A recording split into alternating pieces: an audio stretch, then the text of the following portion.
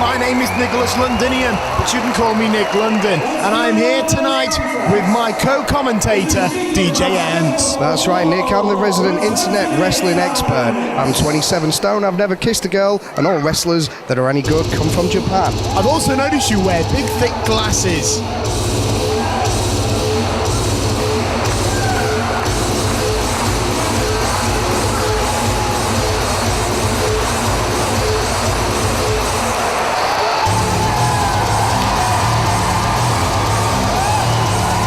Now, being the FWA commentator, I am very familiar with this young man here. This is James Tighe. He's had a bit of a rocky year, however he's starting to pick up the pace finally, and he's going to show exactly what he brings to the table, because tonight he's taking on the Welsh wonder himself, Aviv Mayan. And I remind people in Hull that this is the first time you've actually ever seen professional wrestling that doesn't star anybody that is a 4-foot version of Kane. I gotta tell you, that sounds like an absolutely terrifying prospect. But you're right, they will see a professional contest right here tonight. James Tighe bringing a lot of size, strength, and experience. And not to mention, he also brings the formidable Titanic. It is a kind of a reverse fisherman's brainbuster, devastating maneuver. However, Aviv Mayan has youthful exuberance on his side, and he'll be looking to hit the Aviva Las Vegas. It's a double springboard moonsault, folks, and I'll tell you one thing, if he can hit that, he might score the upset right here tonight. And yes, I have used the word upset. James Tighe has met a lot of competitors over the years, and he has had huge wins. I reckon his biggest victory has to be over the one, the only Paul London of WWE fame. Well, I'm actually favouring James Tighe for this one. He's got the size advantage, the strength advantage, and the fact he looks a lot nicer in tights. Please welcome James Tighe!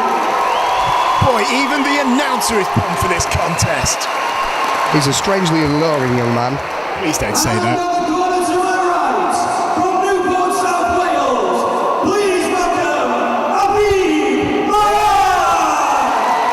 I was warned earlier today I'm not to make any Welsh jokes whatsoever, and I assure the fans at home I shall not make any jokes at the expense of Aviv Mayan, because I have the utmost respect for this kid. This is a man who over the last few months, this is his rookie year, and over the last few months he has had big upsetting victories. I'm thinking particularly of one, Alex Shane. Aviv Mayan got a couple of upsets over him, and he's made big waves as a result of this, and has earned himself a fan following like none other. Aviv Mayan and James Tighe starting off with a few nice exchanges here. Yes, he's done remarkably well for somebody who's been practicing with sheep. Will you please stop it? Anyway, now look, just you're talking about how at wrestling shows you keep getting 4-foot canes. You finally got a decent contest in front of you, and all you want to talk about is Aviv's dating habits. Aviv Mayan now has that wrist lock. James looking for the escape. There was a nice nip up, and he's just applied his own wrist lock. James Tighe now keeping the pressure on that wrist, because when you keep the pressure on the wrist, you keep the control. Like I said, the strength advantage is going to be his foremost. Well, you know, I know what you're saying. Strength advantage will absolutely bring you so far early in your career, but I think both men are showing the importance of technique in British wrestling, particularly British wrestling. I mean, British wrestling had a history of phenomenal technicians, and often when the Americans are flown over, they are surprised at the level of the quality of competition that they are facing. Aviv Mayan getting support from the crowd there with a double drop toe hold, and look at that, a modified Indian deathlock. All crowd certainly appreciating the wrestling technique shown in this match so far, which is a surprise. James there, beautiful reversal, gets the legs, see where he takes it, and yes, works on that knee of Aviv Mayan. Well, there's the experience going through with James Tighe there. He's keeping the pressure. Aviv looking for the escape. He's up, but James still has the foot. And Aviv Mayan takes the wrist. That was well done there. James Tighe not looking in too much trouble here, though. It's all pretty run-of-the-mill stuff for him. It's all going very slowly at the moment, a kind of a feeling out process going on at the moment here. James Tighe again with a reversal, I mean, James Tighe, a great technician. Both himself and Aviv Mayan were trained by the man known as the specialist Mark Sloan, who runs the FWA Training Academy down in Portsmouth. And there truly isn't a better technical teacher in England today. Exchanges of wrist locks. James Tighe with his own. Aviv taken down to the ground forcibly by James Tighe. The referee was there to make sure there was no freak out. Aviv with a nip hop and a quick kick. Aviv looks like he might be speeding up the proceedings here, and when he does, he often gets the advantage. Potential, yes, there it is, a roll up, but it was only a 2. James Tighe easily able to kick out of that one. Took the clothesline, he's going for another roller, but this time James was wary, held on, and Aviv went for the clothesline. James Tighe now off the ropes, the reversal. James off the ropes, jumps over Aviv. Aviv jumps over, and a hurricanrana! I'm going to be impressed by that one. I mean, come on, the fans are absolutely loving it. James Tighe now, reversal, huge European upcut there. Aviv off the ropes again, wheelbarrow roll up. 2, no kick out. Again, James Tighe's just letting the younger person wear himself out. He's got the physique, he's got his 24-inch pythons, and he's putting in some good work here. And there's a bridging fall-away slam. Wonderfully done. And it's an interesting point you brought up. Usually I often say how the young competitor can speed up, but you said that James Tighe himself wants to slow it down so Aviv burns himself out. It's almost like James could just hit a one move to get the knockout. And could this be the move? He's got the stall. Could it be a suplex perhaps? Brainbuster! Very impressive from James Tighe, putting his 29-inch pythons to devastating use with that brainbuster. Look, can you stop talking about pythons? It's a very Americanized term, and this is, after all, a British wrestling show. James Tighe now waiting for Aviv to finally get to his feet, and he does. The crowd firmly seems to be behind James Tighe with this one, but it is a legitimate contest. I think it's 50-50.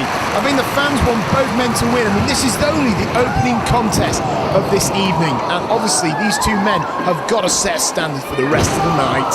The fans are always going to be behind the big guy. There's no way around it. They're going to chant for the big guy all night long, I can predict it. Well, I suppose there's a certain charm in chanting for the guy who you think you're going to win. I mean, it's obviously it's nice to back the winner, but you never know. Aviv Mayan has pulled surprises out of his bag before, and he could do it here tonight. He does know James Tighe well. They have trained together down in Portsmouth, so there is a chance that if Aviv can get that upset roll-up, it will be at the expense of Tighe. The guys at Hull, they admire Tighe. I mean, look at his biceps. There must be at least 34 inches. I'm sorry, are these re-inflatable biceps? You keep giving them different size measurements. I keep seeing them from a different angle. I'll give you that one. Fair enough, if that's what it is. We'll ask him in person later, shall we? James Tighe with the cover, but Aviv manages to slip out of his back door. I think that's James Tighe playing mind games there. He let him kick out of that one. You think? Well, Aviv Mayan now is going to make him regret allowing him to kick out, as you call it. Bloody hell! That was a somersault, sort of like a flash kick of all things. 2 count, 3 count, no. But I'll tell you one thing, that was freaking close. James Tighe showing that as well as muscle, he's got agility and speed, and he's just letting Aviv pull out all of his fast manoeuvres, and like you said earlier on, tire himself out, and he's just working on him now, working on his back, just showing what a proper English wrestler should be. Correct. I mean, obviously you can see the technique right here, that reverse chin lock. Now, I've got to say, it looks questionably round the throat at the moment, but it's something so simple like this that will drain you, and you have absolutely no idea how painful that can be when you're fighting for air and you're fighting to regain some form of fighting spirit. Aviv now finding up, peppering with a couple of elbows, 3 elbows, off the ropes, but James with a lariat just wipes out Maayan. Devastating when those 39-inch pythons hit you firmly on the chin. Right, get not off going that down. bandwagon. You have driven it to the ground already. Okay? Oh, here's the replay. And look at that. He just clipped him clean in the head. And Aviv was just turned inside and out with that maneuver. back to the contest now. James Tighe bringing in those forearms with Aviv looks like he might have found the proverbial Achilles heel, and he's working on the ankle, off the ropes again, and Aviv, another roll-up. Could this be the upset we were talking about? No, James was able to kick out. It's the only way he's going to win. He's got to be slippery, he's got to be slimy, he's got to attack the knees, he's got to attack the legs, he's got to take every shortcut known to man to beat James Tighe. Well, I wouldn't say that manoeuvre, that tornado reverse DDT was a cheating manoeuvre. I mean, that was pretty good. I didn't say it was cheating. Runs in. No, you didn't. I'm sorry. But again, I'm just so excited by this contest, I am losing my words. James Tighe now. Oh, it looked like he was going for some sort of 8-second ride manoeuvre. Aviv finding out, and James Tighe, too big, too strong. Oh, but Aviv manages to escape it. That's Aviv's speed and agility showing through there. James Tighe isn't expecting this. He's not had the chance to prepare. It's a pretty unknown opponent. He hasn't seen many videos of his matches in previous Simply encounters. because he hasn't had that many matches as compared to James Tighe. No doubt James is featured on a lot of videos. Aviv will have done his homework, absolutely no doubt. One backbreaker, two backbreaker, and four, and there it is. That must be it. But no, it was not enough, and I thought after those two backbreakers and then that sickening slam that James Tighe might have been able to get the pinfall. James now pumping himself up courtesy of the crowd. Over 1,000 people here tonight. No doubt all the wrestlers will be bringing in their best game. Well, he may be from Wales, but I'm firmly behind Aviv's tenacity, kicking out of that after two. What do you mean, even though he's from Wales? Well, what has a lack of tenacity got to do with the Welsh? Well, if the Welsh had more tenacity, it would be more of a global economic power. And as such, they're not. You know, that's the most intelligent response I've ever gotten from that question. And I'm never going to ask that question again in fear that it's beaten. My lord, you got an answer for everything, don't you? Certainly have. James Tighe now. He's picking up Aviv Mayan. There's not much else he can do. Perhaps he can hit the Titanic. Perhaps he can get the free count and take home the victory for this first ever contest for IWP. And what a glorious claim that would be. But first, a firm, solid suplex, and nobody hits a firmer move than James Tighe. James now obviously working on that lower back of Aviv Mayan. He's a perfect example of what a wrestler should be. And this one's academic in my opinion. It's going to be over very, very, very soon. No doubt Tighe is going to want to break Aviv Mayan in half, and he could do it right here. Aviv truly squirming, but he managed to squirm into the pinfall, but only a one. James infuriated at the fact that he was able to get out of that hold, and you can see James trying to calm himself down. He's calming himself down, and it's affording him an opportunity to get a breath back as well, while Aviv is floundering on the floor like a fish out of water. James Tighe with the whip, Aviv in the corner. James follows through, double knee, beautifully done. And look at that, a bridging butterfly suplex. But again, Aviv kicks out. I am not sure how on earth he is able to do this. He's just hurting himself by delaying the inevitable now. James Tighe's got this match sewn up. It's so obviously going to be him winning it. He's been in control now for several minutes, and there's no way Aviv can come back. Just want to bring to attention everyone at home, as you may expect, yes, you can win by a pinfall. You can win by a submission, disqualification, and a count-out. But you will also notice that in IWP, the referee, beautiful arm drag, the referee will issue a no standing 10 count. And there we go.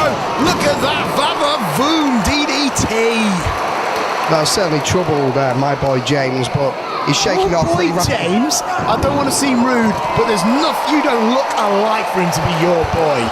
Well, I was lying when I said I was 27. I mean, how big are your pythons?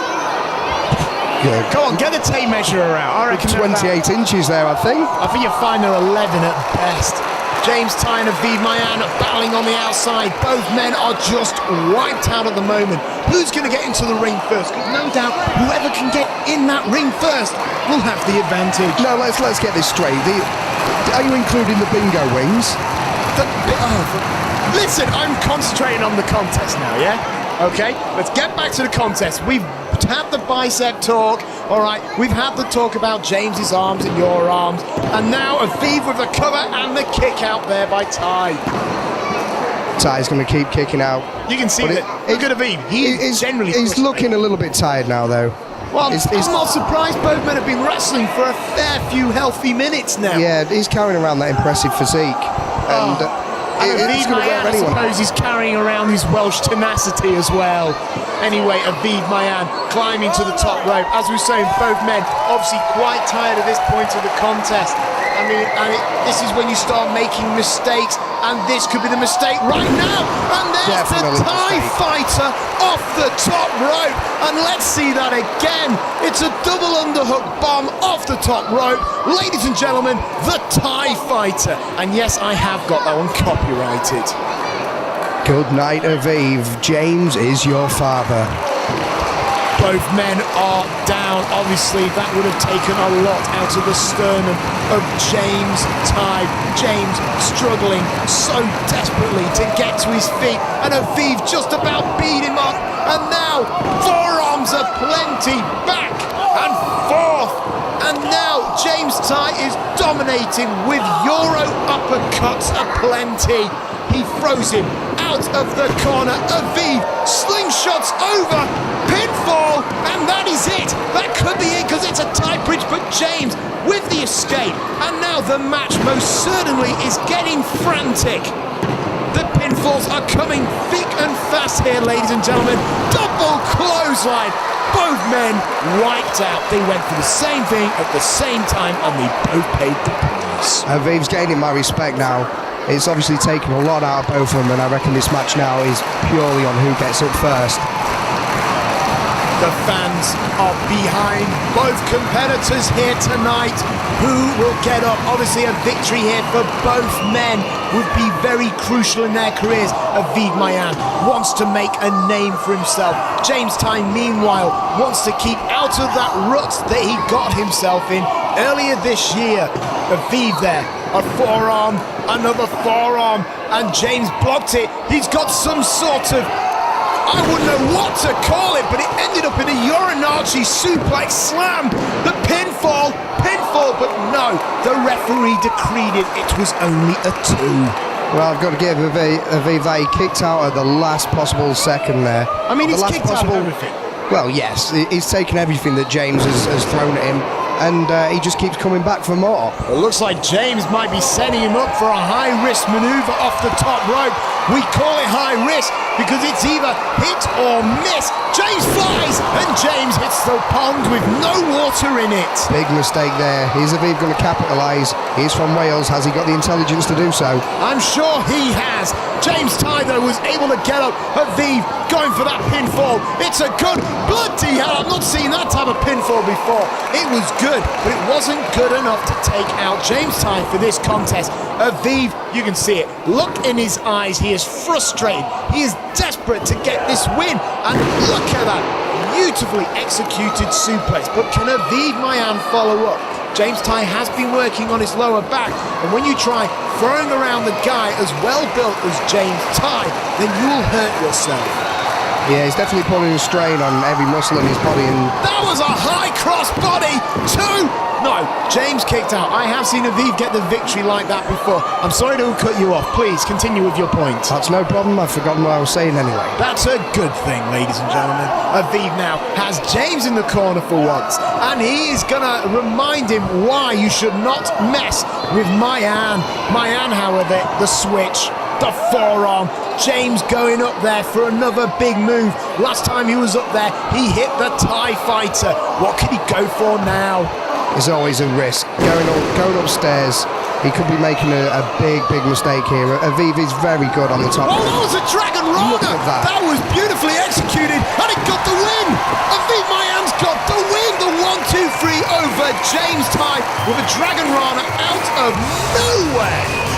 He only just got the win, and I'm a bit doubtful of the referee's capabilities to count in a solid, smooth 1, 2-3 motion there. It was a solid 3 count. You cannot deny that.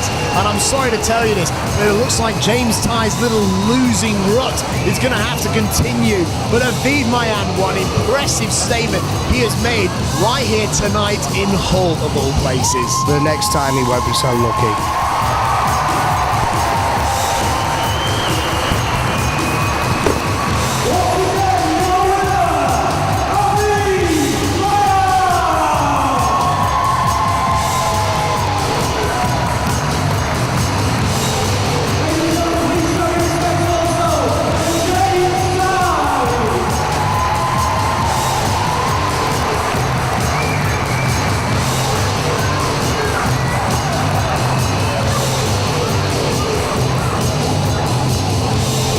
Look at the replay right there, ladies and gentlemen. That was the Dragon Rana that finally took the victory for Aviv Mayan. Absolutely awesome maneuver.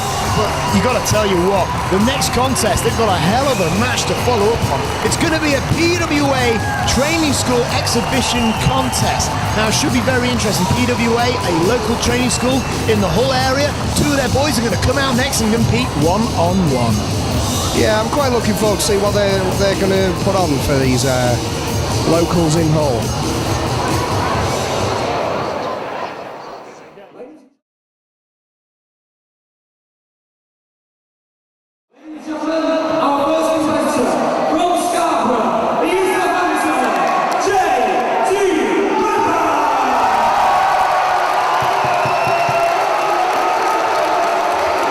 And now it's time for our PWA Training School Exhibition Contest. The first man that has been announced is JT Ripper. Now, I'm not familiar with this young man at all, but I'm hoping that by the end of the contest, I will be speaking his name to all of my friends, families, associates, and employees. I've actually seen this guy before. He wrestled in Japan, taking on Moshihiro Masapaka, and he didn't really put on that impressive in the show against the Japanese guy. Didn't I see him in Ring of Honor one time as well? That you may have done. I don't watch Ring of Honor. You're making this off the top of your head, aren't you? Yes. He's never been outside of Hull to wrestle in his life. Let's be realistic. He's a young rookie who wants to make a huge impact here tonight. But let's see who his opponent's going to be. You couldn't be more wrong. I've seen him wrestle in Cleethorpes, Nick.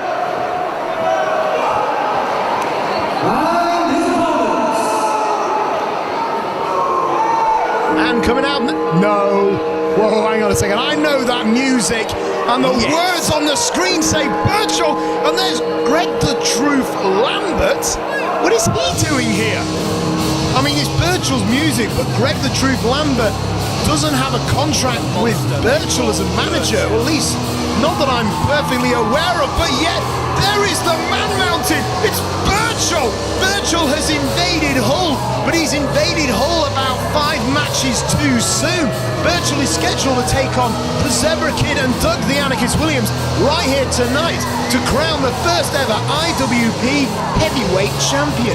But what he's doing out here at the moment, I mean, we're scheduled for the PWA training exhibition contest, and we both know, DJ Ants, that man Burchill is no trainee at PWA. Well, I dare say he likes to keep in shape in a gym somewhere, but the thing is, I'm not going to complain. Look, I would much rather see. This man probably keeps in shape wrestling bears, for God's sake, not wrestling trainees from PWA. I mean, Burchill's obviously gone down that training path already, and he's been making huge waves across the United Kingdom scene. But Greg the Truth Lambert, he speaks the truth and nothing else. Look at JT Ripper, he knows he doesn't want to be in there with the dominating force that is Burchill, and that's something that we always want to see. An experienced pro taking on a rookie, taking him to the woodshed.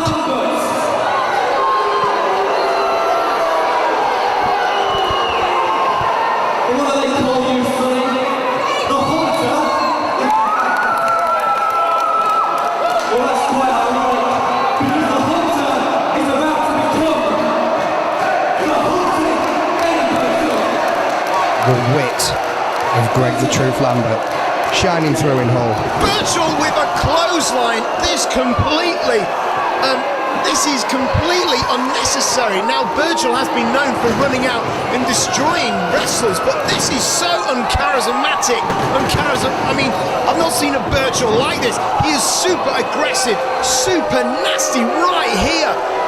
And Greg the Truth Lambert obviously must have a one-off contract with Burchill for this contest. And we're seeing some stable Burchill maneuvers right here. Rolling Northern Light suplex. And I know what this is. He is setting up for the air raid crush. Watch it and hope you don't ever feel it. That's the thing, if you're not at a training school, you shouldn't be in a ring, because someone like Burchill's going to come in and basically hammer you. Yes, but you've got to train and you've got to get in that ring to get that experience. But regardless, JT Ripper did not sign for a contest against Burchill. JT Ripper, for God's sake, he's still learning the craft. And now, we know this, rolling Samoan crash. Burchill, standing moonsault, and to finish the fatal three, it's the standing shooting star press, and Burchill is making a statement with an exclamation mark right here tonight in Hull. He's helping him out with his training. He's just teaching him what it's like. What, teaching him what it's like to be a crash mat? For God's sake, he is killing the young man. JT Ripper, career is over before it even begun, and there's the jackhammer. Well, you've got to say, if you're going to step into the ring, bad things will happen, and especially if Burchill's in there with you. I call this man a man mountain, and I don't think I need to explain why. He has just come in here and proverbially ripped the heart out of JT Ripper and consumed it. Burchill, definitely impressive. I'm really, really looking forward to the main event now. He's my tip for the top. He's going to be the top of the UK in no time. And there you had it, Greg the Truth Lambert introducing his man for the evening, the monster known as Burchill. Let it be known, everyone, that this man has a mission to become the first IWP heavyweight champion. But will the bell toll for his opponents, the Zebra Kid and Doug the Anarchist Williams, or will the flame that is Burchill be extinguished here tonight? Ladies and gentlemen, you really want to find out, and that's coming up later on tonight. That's how dominated he is. He showed a twitch on the floor, did JT Ripper. Burchill soon puts a stop to that. But he's doing it all over again, and I don't understand why. Ungraciously throwing Ripper to the outside. We were hoping to see a PWA training exhibition contest, but what we saw was a lamb led to slaughter, or rather the slaughter led to the lamb. Burchill had something to say, and JT Ripper was in the way. That's all there is to it. He deserved everything he got in my book. I suppose I know you, DJ Ants, you're probably a betting man, and I bet you've already gone down to the bookies and placed a couple of £100 on the man mountain known as Burchill. And although, being a good Christian man, I wouldn't agree with you, it's probably money well spent. Well, I would have done if I could, but unfortunately I'm barred from several bookies due to non-payment.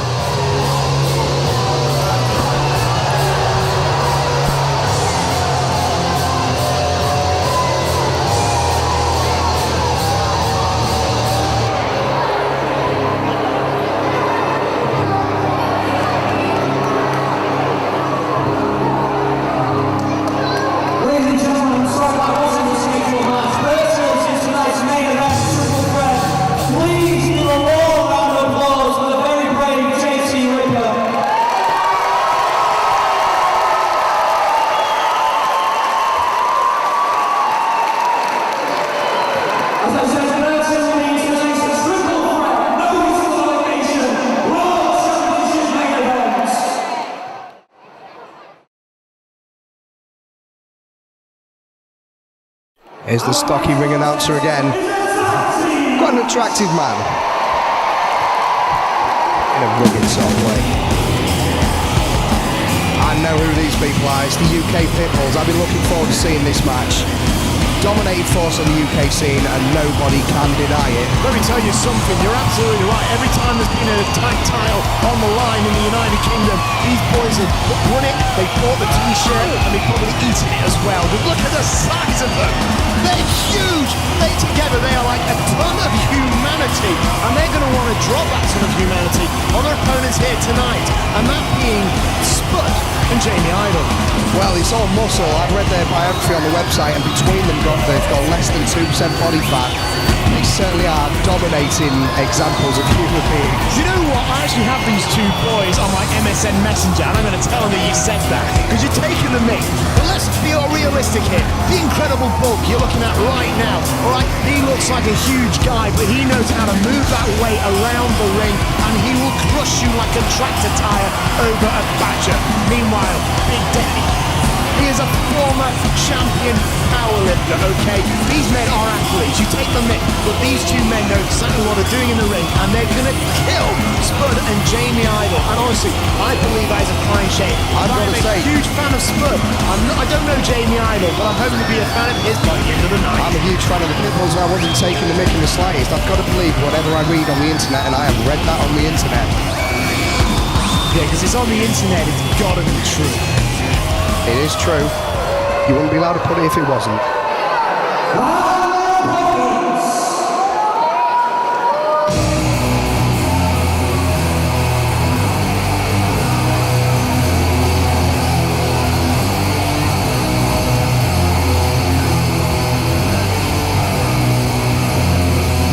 Coming out next, ladies and gentlemen, Jamie Idol and Spud.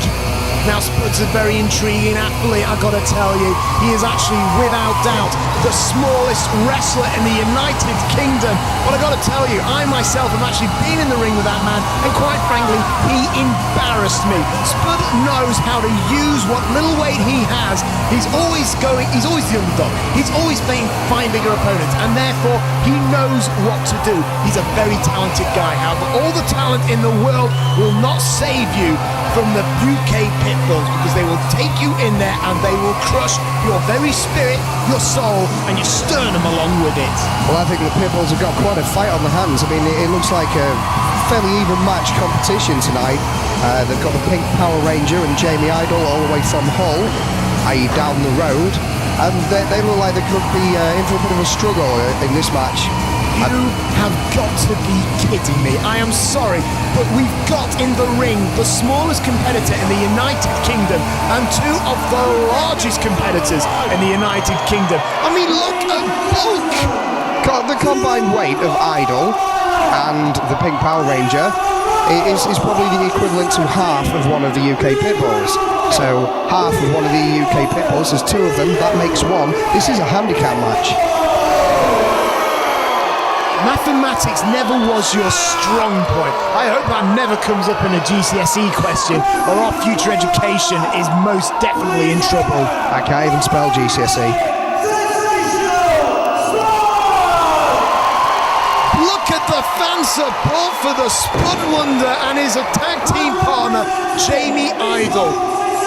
I'd be scared of him. He's an intimidating force in the ring, is Spud. And Jamie Idol, look at those tattoos. Look, you say this about Spud, but Spud has had a phenomenal win-loss record. He knows what he's doing. As I said, he's always in there with opponents bigger than him. He knows what to do. But can he shift this much weight? You never know. Spud will be looking to hit the pop, rock, drop.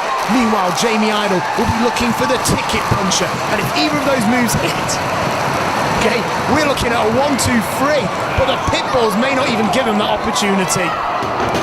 And the Pitbulls are running scared already. Oh, give it a break. The Pitbulls caught both men. And look at that. Two clotheslines from the Pitbulls, and they are most definitely in control early in this contest, as you would expect. Spud wishes he had the yellow and the black Power Rangers with him right now. Just been squashed by the UK Pitbulls, dominating, probably the most dominating tag team force in the UK today. Well, you know what, if he did have the other Power Rangers with him, I guess he could call Megazord and they could form, and then Megazord is probably the size of the UK Pitbulls alone. Stop kidding yourself. Get out of your fantasy world. The UK Pitbulls are the two largest, I've said it for the fourth time already, largest athletes in the country. And why IWP have booked this contest is beyond me. This is a one-sided fight, and I've got to believe, as much as I love Spud and Idol, they have no chance in Hull of winning this contest. Well, I've got to disagree. They're taking it to the Pitbulls. There's no denying it. they've got the Pitbulls intimidated. They've got in their heads. The Pitbulls are going to have to really work hard if they want to win this one. Got a replay from the truck, and look at this. Big Dave, former champion powerlifter. Good grief, did you see the height on that? I can assure you of one thing, he has probably picked up weights for sport that are at least 14 times bigger than Spudley. Yeah, Spud is looking like he's in a little spot of bother right now. But it's nothing I'm sure he's not come out before. Oh, did you see that? If Spud wasn't matched before, he most certainly is there. And you've got to believe that by the end of this contest, the UK Pitbulls will look to saute and boil him as well. Well, I don't think hot water's legal in these types of matches. Stop being so pedantic. I can tell you come from the internet. The UK Pitbulls now in control, and look, he just drags Spud across the ring, the tag, and Big Dave comes in with a blow to the midsection of Spud and whips him off the rope with his raw power, picks him up, but Spud able to shift his weight in midair and drop kick. But look at Spud, he cannot capitalise, and Big Dave didn't even go off his feet, and now the incredible Bulk was able to get tagged in. Now admittedly, the two UK Pitbulls, they're big guys, and therefore you wouldn't think they'd last long in a contest, that they'd be running low on fuel. But quick, constant tags allow them to remain a constant threat. Well, UK Pitbulls are certainly doing well in chasing this upset victory. He's absorbing the punishment from Spud. He's hoping the younger guy, again, an example of what we saw earlier on. He's letting him wear himself out. Well, I'll tell you one thing, Spud cannot be tired out. He is too quick, there's too much energy, but that's what Bulk's got to do. He's just got to grab Spud and drive his nose to the mat. Does his mother know he's here? That's one question I'm going to ask. You know what? I have met his mother, and his mother is certainly worried about his wrestling career. Every time he goes back after the match, he always rings his family members, including his mother, to tell him, I am okay. But if she was watching this right now, I hope and I pray that Spud will be able to move his arms to make that call and say, Mum, I'm coming home. I'm not coming home in a body bag. I'm coming home to make you proud. But Bulk, quite frankly, might not even give him the opportunity, because look at Spud. I wouldn't be surprised if Bulk were to come in with a bagel, butter it up, put Spud in the middle and eat it. Idol now, Idol with the tag, and Idol's dead. Idol was killed. I honestly thought that was going to be a hot moment for the match, and I thought we were moments away from the ticket puncher. But seriously, Bulk, with that bear hug, he's just draining the energy. Idol's offense lasted a mere fraction of a second. Bulk's showing his dominance here, and quite frankly, Spud wants him to finish this match early because it is a school night. I'm not even going to respond to that comment. I mean, in my career, in my huge number of years, I've said some appalling lines, but I would never stoop as low to imply that Spud is still a school kid. For God's sake, the man is in his early 20s. He is a professional wrestler. He is trained. He is of legal age, I can assure you, and he is in there to bring the fight to the UK Pitbulls, no matter how futile it may be. Saying that Spud's of legal age, it certainly lends itself to a couple of abuses there. There you go, the Pitbulls, one of the signature moves. Good grief! I have never seen anything like this. One with a Boston Crab, the other with a camel clutch. However, this cannot be a this cannot be a submission, because one man has to leave the ring before any decision can be made. And Spud is hopping mad on the corner. He wants back in, despite the fact that he knows that when he does get back in, there is merely more pain waiting for him. Spud's mother certainly should control his E-number content. It really is. For God's sake. This is not about Spud drinking Sunny Delight, for God's sake. This is about a wrestling contest, and I really wish you would concentrate on this. The fact of the matter is, his idol is in serious trouble.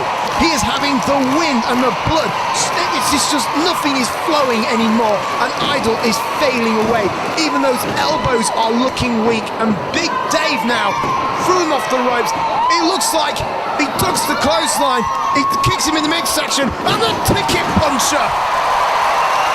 Well, he hit the ticket puncher, but he's too exhausted. He cannot capitalise, and Spud He just wants to get in there so badly. He wants the victory in this debut contest for IWP. He wants to shoot straight to the top of the tag ranks. He's one of the top cruisers and welterweight in this country. But can he honestly get the upset over most arguably the #1 tag team in the England today? Spud there, big clothesline, but merely bounced off the brick wall. The Bulk is teaching them a lesson to gang up on the Pitbulls. They certainly deserve it. They've been taking shortcuts, you've seen it. They have not taken a single shortcut. If anything, they've been taking the scenic route. And Spud dropped down viciously, and look at the face of Spud. He does not know where he is. He is groggy, he is tired. My God, this man has a family and the Pitbulls don't even care. Of course the Pitbulls care. I mean, these guys are really sensitive guys. Oh, I'm sure. You've got them on your MSN address. You should know. They write poetry. For God's sake, yes, I've got them on my MSN Messenger, but I'll tell you one thing, every time I speak to them, they tell me to get lost, and then they put me on the blocking list. And here we go, double power bomb, Bulk there with the pinfall. The referee comes down, but Idol was not going to let it be. Bulk was there denied. We go with Idol taking a shortcut there. He had no choice. I will admit it was illegal. I will admit that. I will grab hold of the Bible and admit that he shouldn't have done it, but he is desperate. He wants a huge victory, and he wants it at the expense of UK Pitbulls. No, Hurricanrana, and Bulk goes down with a splat. I've got to say, I am impressed by that. Taking one of the Pitbulls down with the Hurricanrana is no mean feat. I've got to tell you, the fans can sense a change of momentum. So can Spud. It's like he's carrying the spirit of Busted Within. He went for those drop kicks to the outside, those baseball slides. I apologise. And it looks like Idol is on the outside, find the Pitbulls on his own. Spud climbing. Spud now aiming. Can you drop the Power Rangers gaff? And Dave was able to catch Spud and just ram him into the steel. Obviously a high-risk manoeuvre on Big Dave, bad idea. He is, as I said, champion powerlifter, easily able to catch Spud. And now he is going to make him his private toy. But wait, Spud with the escape. Well, they had to escape. All joking aside, the UK Pitbulls, probably the best tag team in UK history, and there's no denying that. Power, strength, and surprising agility for guys their size. There's no way the Idol and the... Well, hang on. I'm completely agreeing with you, but I've got to cut you off.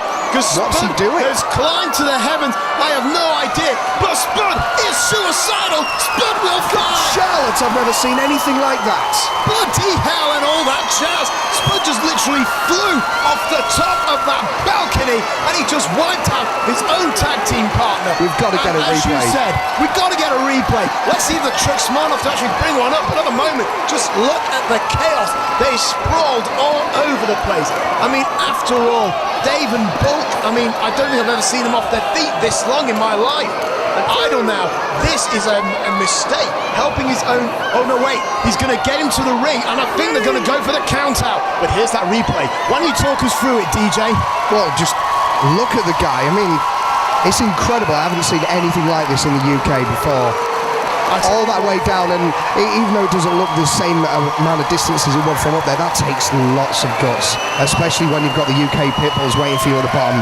Absolutely, talk about jumping into a pit of lions. I'll tell you one thing, I bet Spud feels like he's in the year 2000 now, but not any longer, because the Pitbulls, they recovered quickly. They didn't get the count-out win as we suggested, and now Spud set up, I know this maneuver, they're setting it up, one goes in, the single splash, and now the double diesel truck splash. 182, it's all over.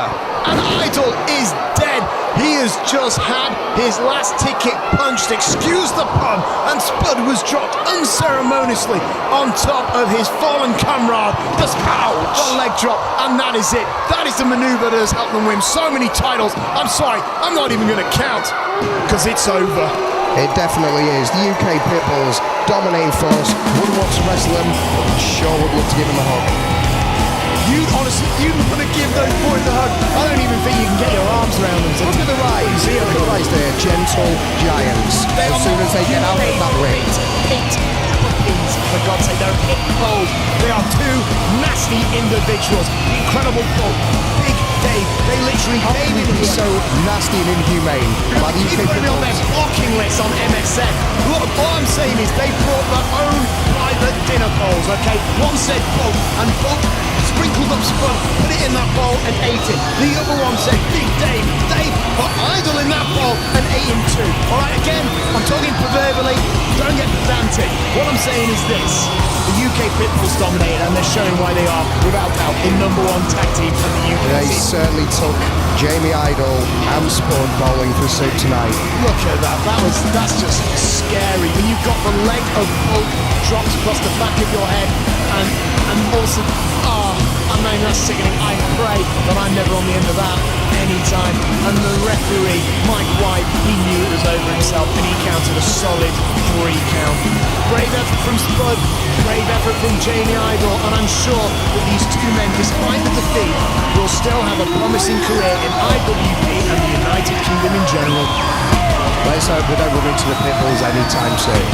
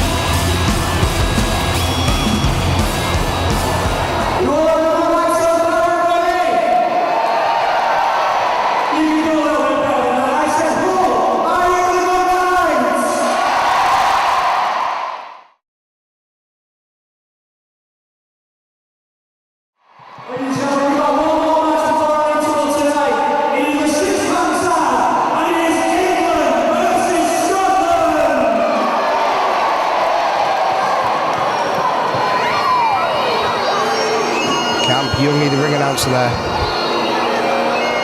You can hear, ladies and gentlemen, the bagpipes. The bagpipes that would have been sounded as the Scottish ascended over the hills and lead themselves into battle against the English. And this is exactly what we're going to get tonight.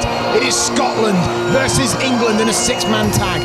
3 men in each team. And unlike the football, this will actually be a very level contest. There will be no slaughterhouse. This will be a battle thick and fast. Definitely a legitimate contest. Wow! I am sorry to cut you off, but that is the best Scottish flag I have ever seen in my life. Yes, Nick, the stitching's quite nice on that flag. Very impressive. Now look at this, even the manager looks serious. I mean, most wrestling managers like to come out in flamboyant colours, but Charles Boddington here, black suit and a serious tie. He does look a little bit like Jason Statham's midget clone. As you can see, Charles Boddington is leading his men into battle. Now, usually, ladies and gentlemen, the nature and the personality of a wrestler can usually be linked into their various regions. The wrestlers in the Midlands, for example, tend to be much more entertainment and there for the enthralling action. The guys in the London area tend to be the most professional.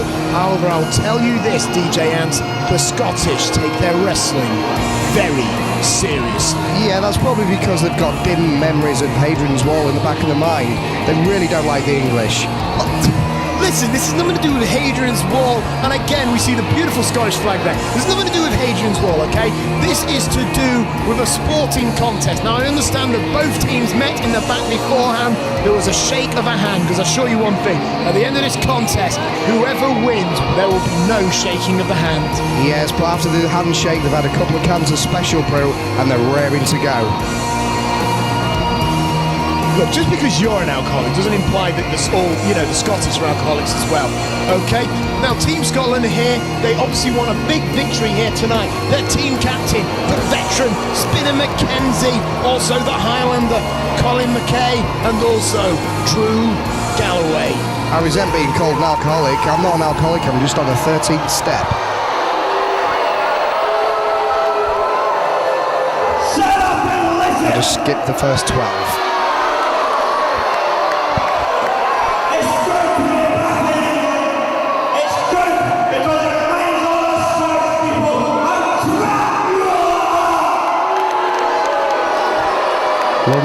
them, they talk sense.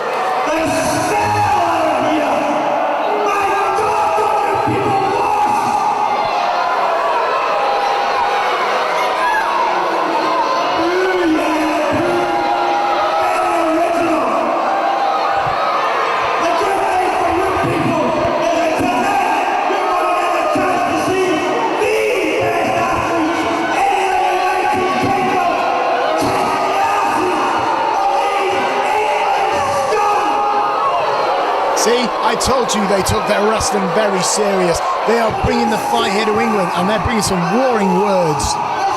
The English people aren't going to like that, but saying that they're in Hull, they're surrounded by a stench, their tempers are going to be flared.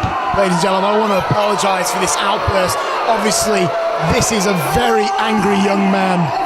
An outburst? He's just telling it like it is. He's telling the truth. The people in Hull smell. They don't use a lot of deodorant. In fact, I don't even think they sell it over there. You have to go all the way to Bridlington to get some. Next, you're going to be telling me you don't even have cash card machines in this area of Hull. Well, no, they don't, considering they pay for everything with pence. Yet they still have a 1,000-seat arena. Beat that!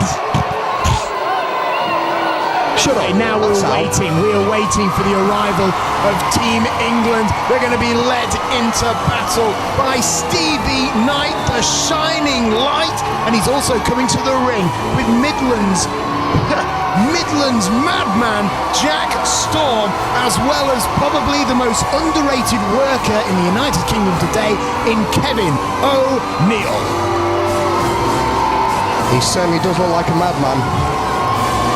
Gotta tell you, the Scottish flag was good, but the English flag was looking even better.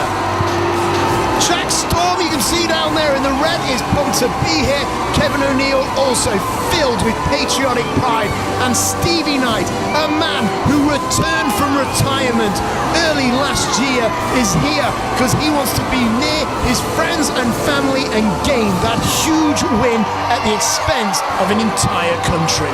Steve Knight, of course, defending England's honour in the town of Hull when he's just from across the water in Grimsby.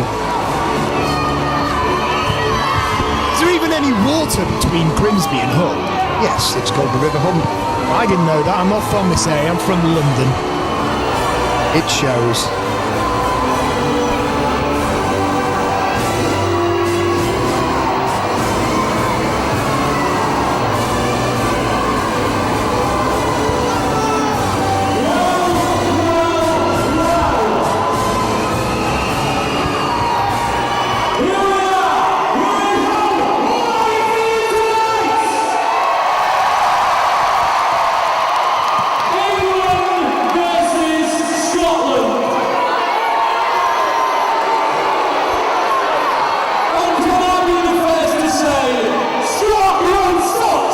Well, that was a bit rude. He was just plain disrespectful. I assure you, there's no way that Scotland are going to leave this building without a fight. Well, I don't blame them for being upset. There was just no call for that whatsoever. The England team come into the ring looking shaven and unkempt, and then they start saying something about Scotland. Look at the guys, they've got nice hair, they've got nice clothes. They look like they've made an effort. Look, I'm not denying the professionalism of Team Scotland. I'm just saying that obviously they're getting very frustrated at the moment. Kevin O'Neill now inviting Team Scotland back into the ring. Well, I'm not a big fan of Scotland, but I've got to say I prefer it over Hull. It doesn't smell as bad. What have you got against Hull? Well, the people there You seem to like Hull when you were drinking in the bar earlier. Like you've got to get drunk in Hull to appreciate it. There's nothing good about Hull whatsoever. We should cut it off the country, and as well as Wales, and give them it as a going away present.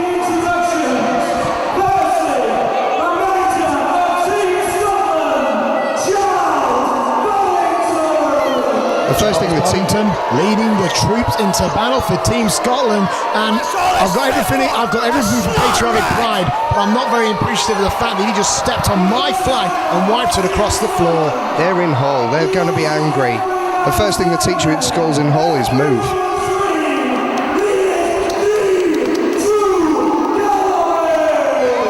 Galloway, a huge up-and-comer in Scotland, and I'm sure he'd like a similar reputation in England as well.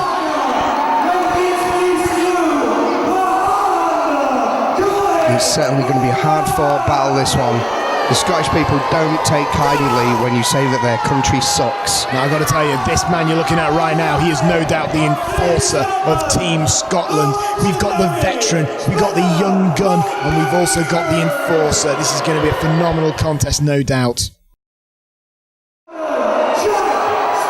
And we're back, and there is Jack Storm. Now, if you could please, DJ Ants, just correct something for me. Jack Storm, as of late, his finisher is the cradle pile driver. However, he's had a lot of problems as of late because many federations are starting to ban the pile driver. Is the pile driver legal in IWP?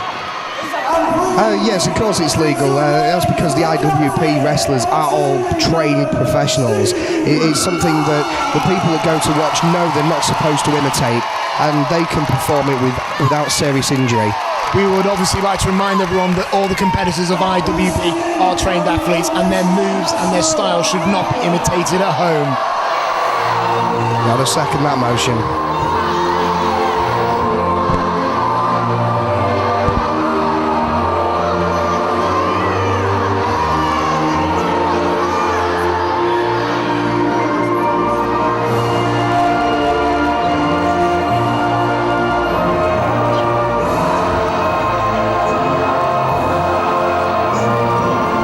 I've heard this song before. What is it?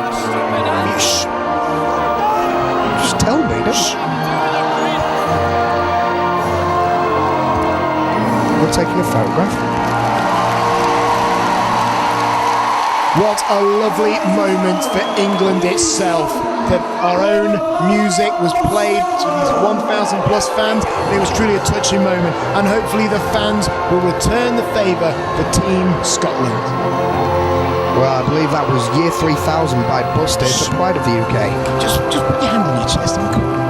Oh, and Team Scotland from behind are going straight off the guns, and that is a disgusting display of, that's their own brand of patriotism, and I think these three men are a disgusting example of Scotsmen. No, they're taking the early advantage. They're using their heads. They're taking the initiative. Triple body slam, and Team England are standing tall and proud. You've got to take it. And they're just throwing in the proverbial Braveheart, and if he's not careful, he'll be hung, drawn and quartered. That's uncalled for. The manager isn't a part of this match. He's not a wrestler. He doesn't partake in the match. He got himself involved when he stepped on the apron. He was just supporting his team. The match hadn't fully started yet. His team was on the outside. Why would it be on the apron?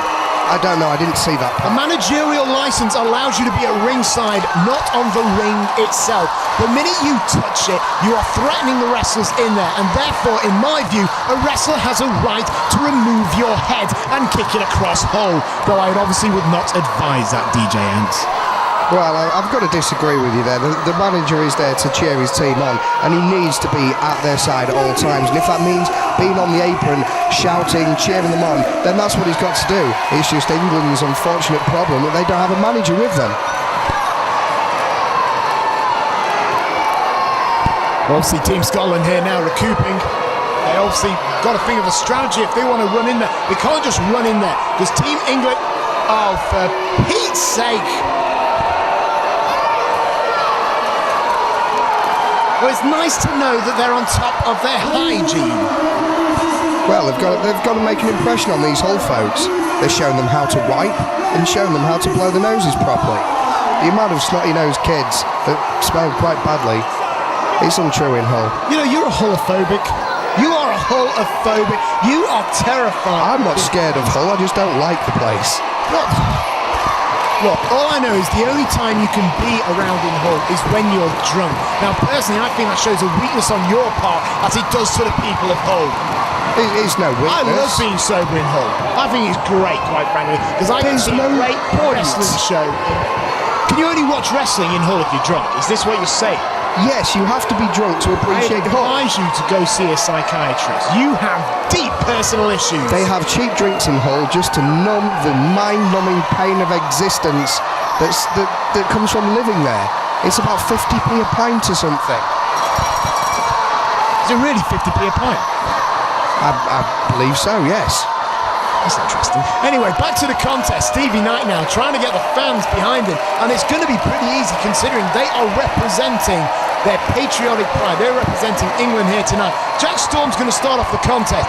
Jack, highly excited. I spoke to him before the match, and he is excited and thrilled that he was added to the IWP show pretty much at the last minute. There was a team member spare for Team England, and Jack Storm was in the right time, right place with his wrestling gear and was allowed into the contest. And I'm thrilled because I've seen him wrestle many a time in Midlands, and he is a phenomenal talent, and he is also a very dangerous talent. And I think Team Scotland are going to find this out the hard way.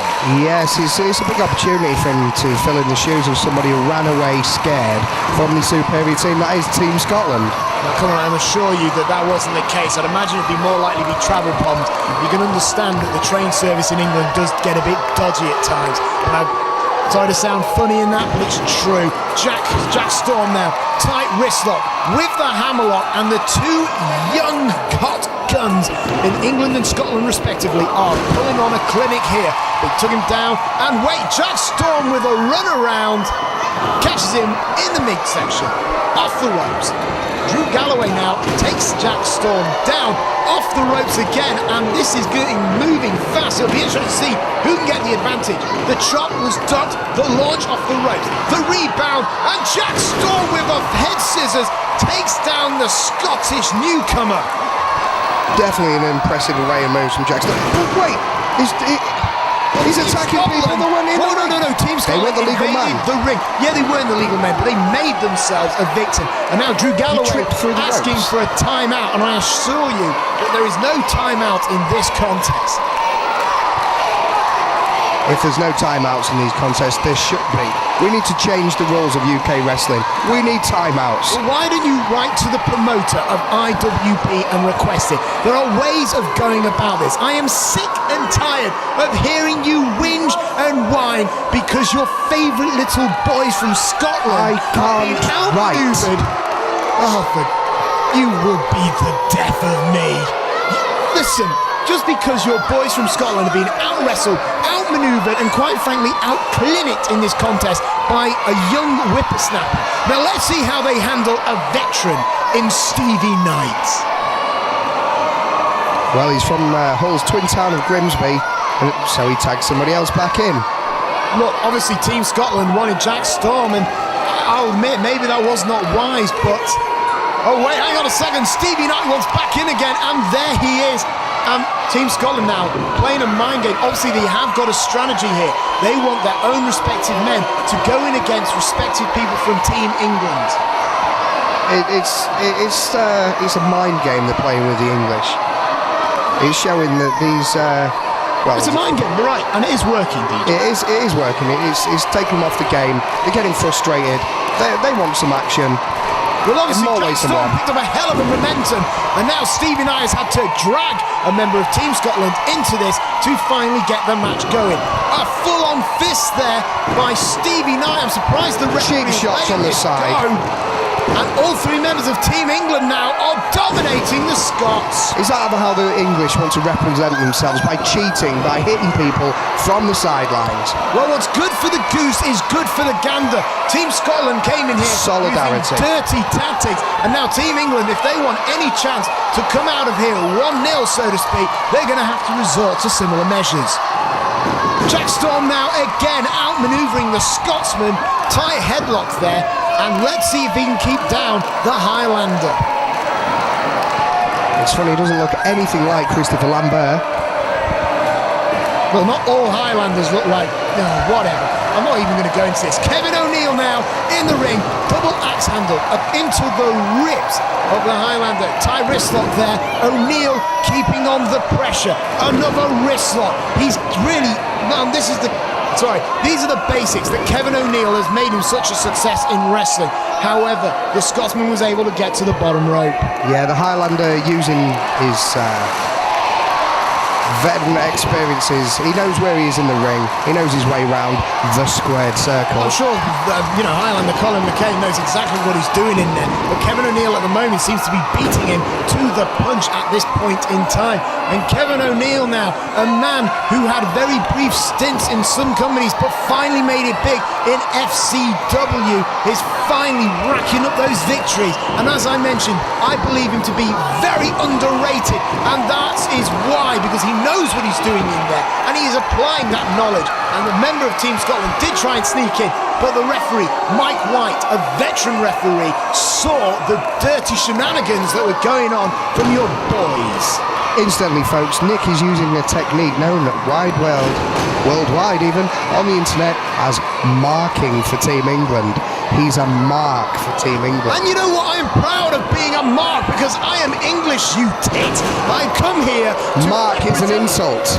Oh, for God's sake. I'm from the internet, I use mark as an insult. Yeah, you're from the internet and you know everything. I'm sure of this fact. But the fact of the matter is, I come here to enjoy wrestling. I come here to watch wrestling. I come here so I can see Team England represent my country and pin the Scots 1, 2, 3. I know what I'm talking about. I spend 18 hours a day searching the web for information. I spend the other 6 hours a day drinking and the other 5 sleeping. So I'm well informed. You know what? Base now. You are an embarrassment to this commentary duo. Seriously, you're a bigger embarrassment than Tony Giles, my FWA commentator. And let me tell you something, that is a big insult, all right, in the business. Well, I'll take it that way. I'm not going to say anything for a while now. Listen, that's a match because I'm about to get my pay deducted right here because Team Scotland have finally moved the power into their corner. They've cut the ring in half. They have cut the ring in half, and Kevin O'Neill is now going to be made an example of.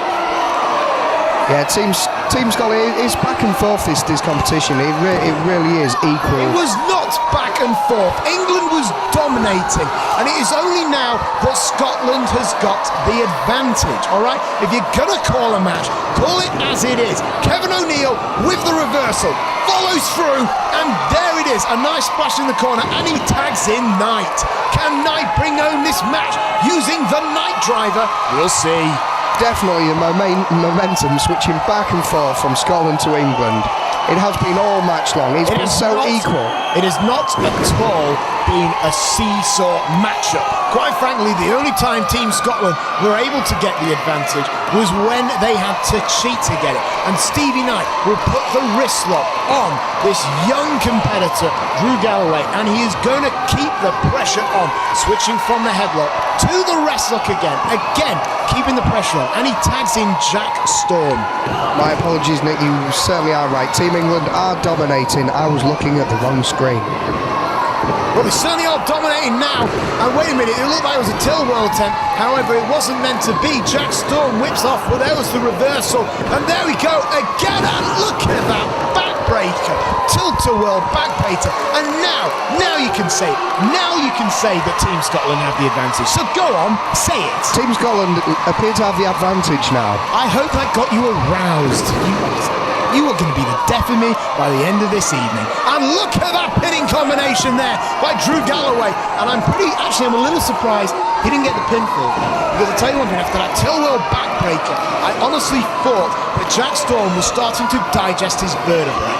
Well, I'm surprised he didn't get the pinfall too, on the grounds that he's a far superior wrestler to any of Team England. The enforcer, the Highlander, Colin McKay is now in the ring. And Jesus, I have heard that this man has some of the hardest chops in Scotland, and he has just brought this reputation over to him and solidified it at the expense of Jack Storm. Jack's chest, his very skin must have melted from the impact. And look at this, very solid suplex. No, it wasn't. Drapes him over that top rope. The technique there was good. It was solid. And now Drew Galloway, the cocky young man, is going to pick apart Jack Storm. You can almost see a rivalry forming between Jack Storm and also Drew Galloway. Interesting Highlander fact. In France, the guy from Highlander is called Christophe and not Christopher. Why the hell hell did you even bring that into this contest? This is not a movie, a trivia program. This is wrestling. The Highlander we are watching is a completely different Highlander. And now, Team Scotland have just obliterated poor Jack Storm with that chair. And Stevie Knight, understandably, is out there concerned for his fallen teammate. Well, I like to keep people informed. If people can't watch a wrestling show and then learn useless trivia, then what's the world coming to? But it certainly is a dominating show by Scotland. I'll tell you one thing, whether you agree with it or not, those dirty tactics, so to speak, are allowing Team Scotland to almost seal the victory there. However, Jack Storm dug deep and he kicked out. Jack Storm obviously does not want to be pinned by the hands of Scotland. Jack Storm now taken back into the corner. The Highlander, and Drew Galloway whip him off the rope. Double clothesline, and Jack Storm certainly felt devastating. Yeah, the Highlander, no nonsense. He'll take it to you. The point of the collision was square in the chest bone, square in the heart of Jack Storm. But again, Storm was able to kick out. Which takes us back to the point earlier on. The clothesline perfectly executed there. Not like these amateurs in backyard wrestling promotions. Oh, listen, just stop this. I do not believe you to be an educated viewer whatsoever. Let's be honest. I don't know how you did it. Maybe you slept with someone, but you really do not deserve to be sitting on that chair next to me.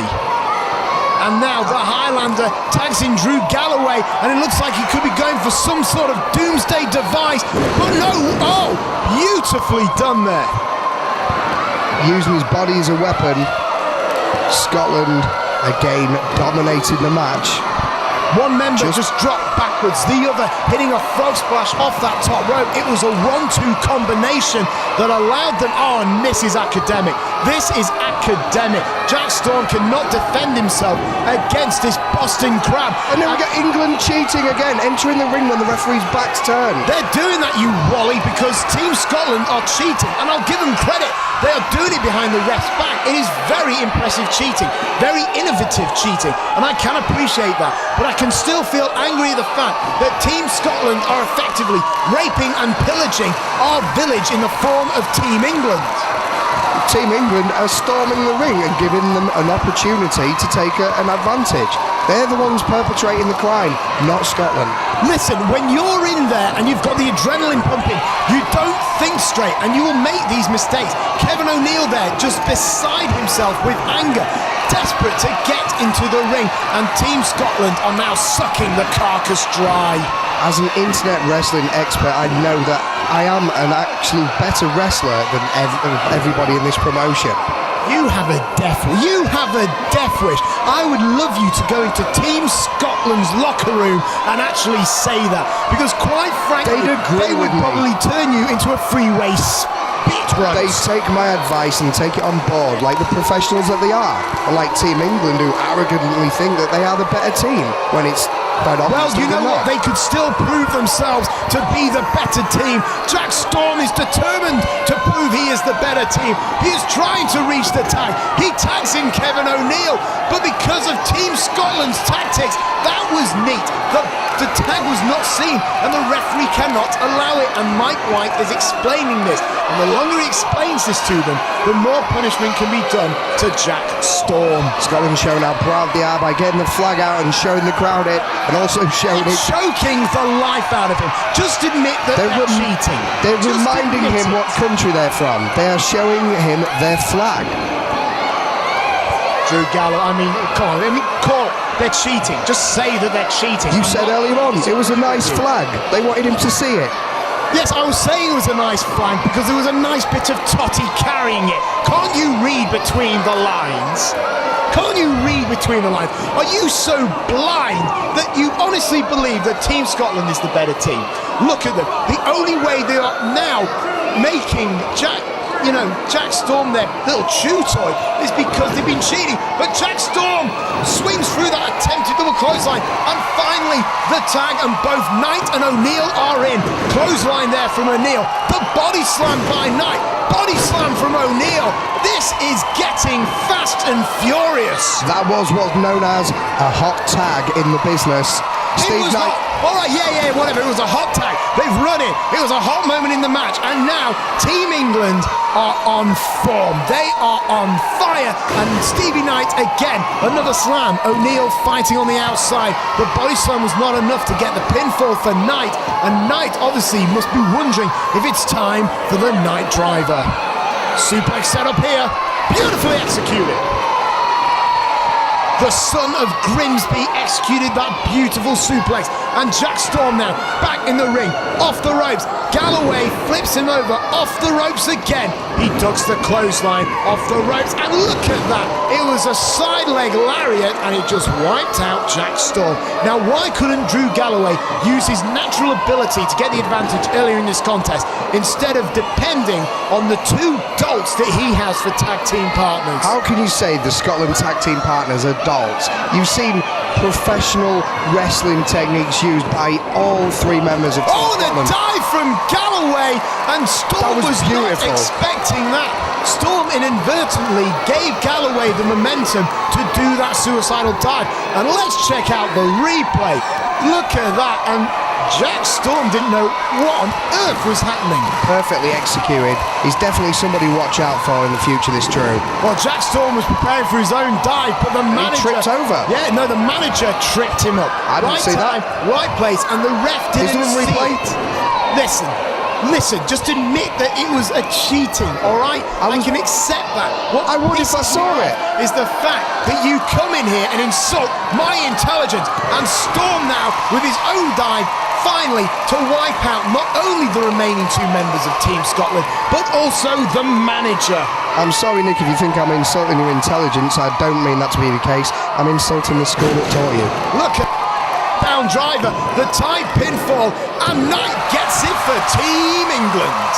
Yes, Team England squeaked out a victory there. You saw that Drew dominated, a dominating force in that match. Excellent plunger over the top rope, taking out most of Team England. They were lucky to get that one. Do you know what? I'm happy.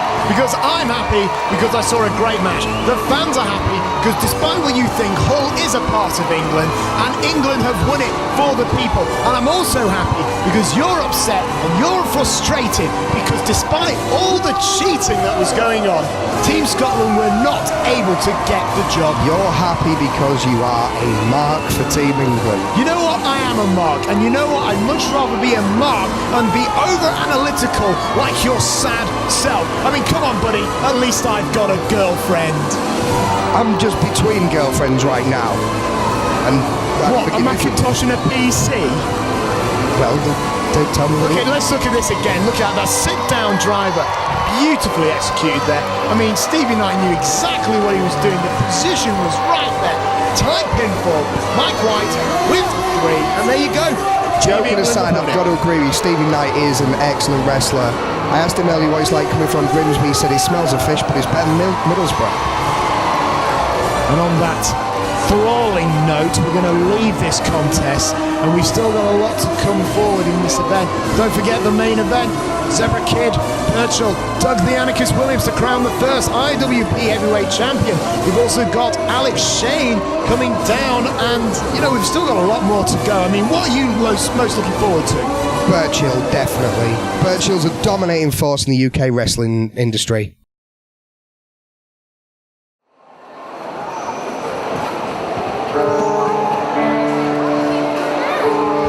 Now, I am most certainly familiar with this man. Ladies and gentlemen, here comes the Bane. It's Alex Shane, the show stealer himself. You can hear the countdown. I'm looking forward to this match. He's certainly going to show, just like he always does, shows his opponents what he's there to do and how he does it so well. And here is the show stealer, Alex Shane, the proverbial planet eater. He sweeps across the expanse of space that is British wrestling, eating other promotions to sustain himself and the Frontier Wrestling Alliance, who he happens to be the managing director for. So why, I want to know, is he here in IWP? Because I gotta believe, and I assure you, Alex Shane will not take this as an insult. I can assure you, he is not here because he wants IWP to succeed. He is here here because it's another payday for the show stealer, and it's another day for him to be in the limelight at the expense of another competitor. And this competitor, DJ Anton, I'm sorry, I can see you want to say something, but this competitor is going to be WZW's own Stevie Lynn. It's quite obvious, even to someone who's not as web savvy as you, that Alex Shane from the FWA is here just to show how dominant his own promotion is. Is the dominant force within it, and look at the size of the guy. Look, you talk about your web knowledge. Let's get something straight. I know this man on a personal nature. He's been a friend before. He is a colleague of mine. I know him very well. He is conniving. He is cruel. He is harsh. And all he cares about now is not about the state of British wrestling. All he cares about is racking up those wins so that one day he can win the big one. You hippies and all of your anti-capitalist sentiments, just because he's a businessman, he's heartless and cruel and conniving. Oh no, that's what makes him a good businessman. I can acknowledge that. That's what I'm saying. He's going to take it as a compliment. All right, but let's get something straight. Being a businessman and being a wrestler, it's a slightly different art. And Alex Shane approaches both those arts with the same nature, cold heart and a grit that could squeeze blood from a stone. Well, let's face it, if you felt sorry for your opponent, you wouldn't want to hurt him that much. Alex Shane, perfect in both respects. Perfect businessman, perfect wrestler. And the other guy's going to find that out right now. Well, Stevie Lynn, I mean, he's been trained at the WZW training facility, known as the Newbie Training Facility. And both these men, very young. I know it's very deceiving to look at Alex, but he is only in his mid-20s. But despite this fact, this is a man with an experience which roughly spans an entire decade. He certainly does look a lot older than he said he does. It's took me about 40 a day to get the complexion of a 50-year-old.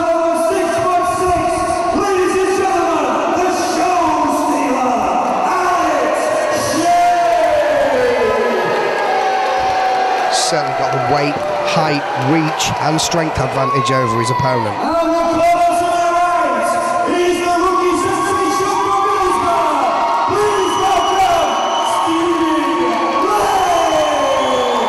I don't want to be rude to Mr. Lynn, but I fail to see what he might be able to bring to the table to take down the show stealer.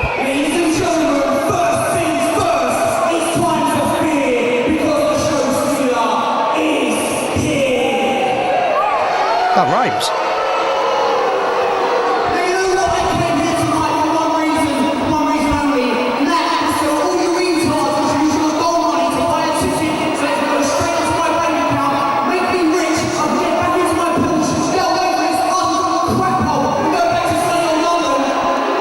Man after my own heart.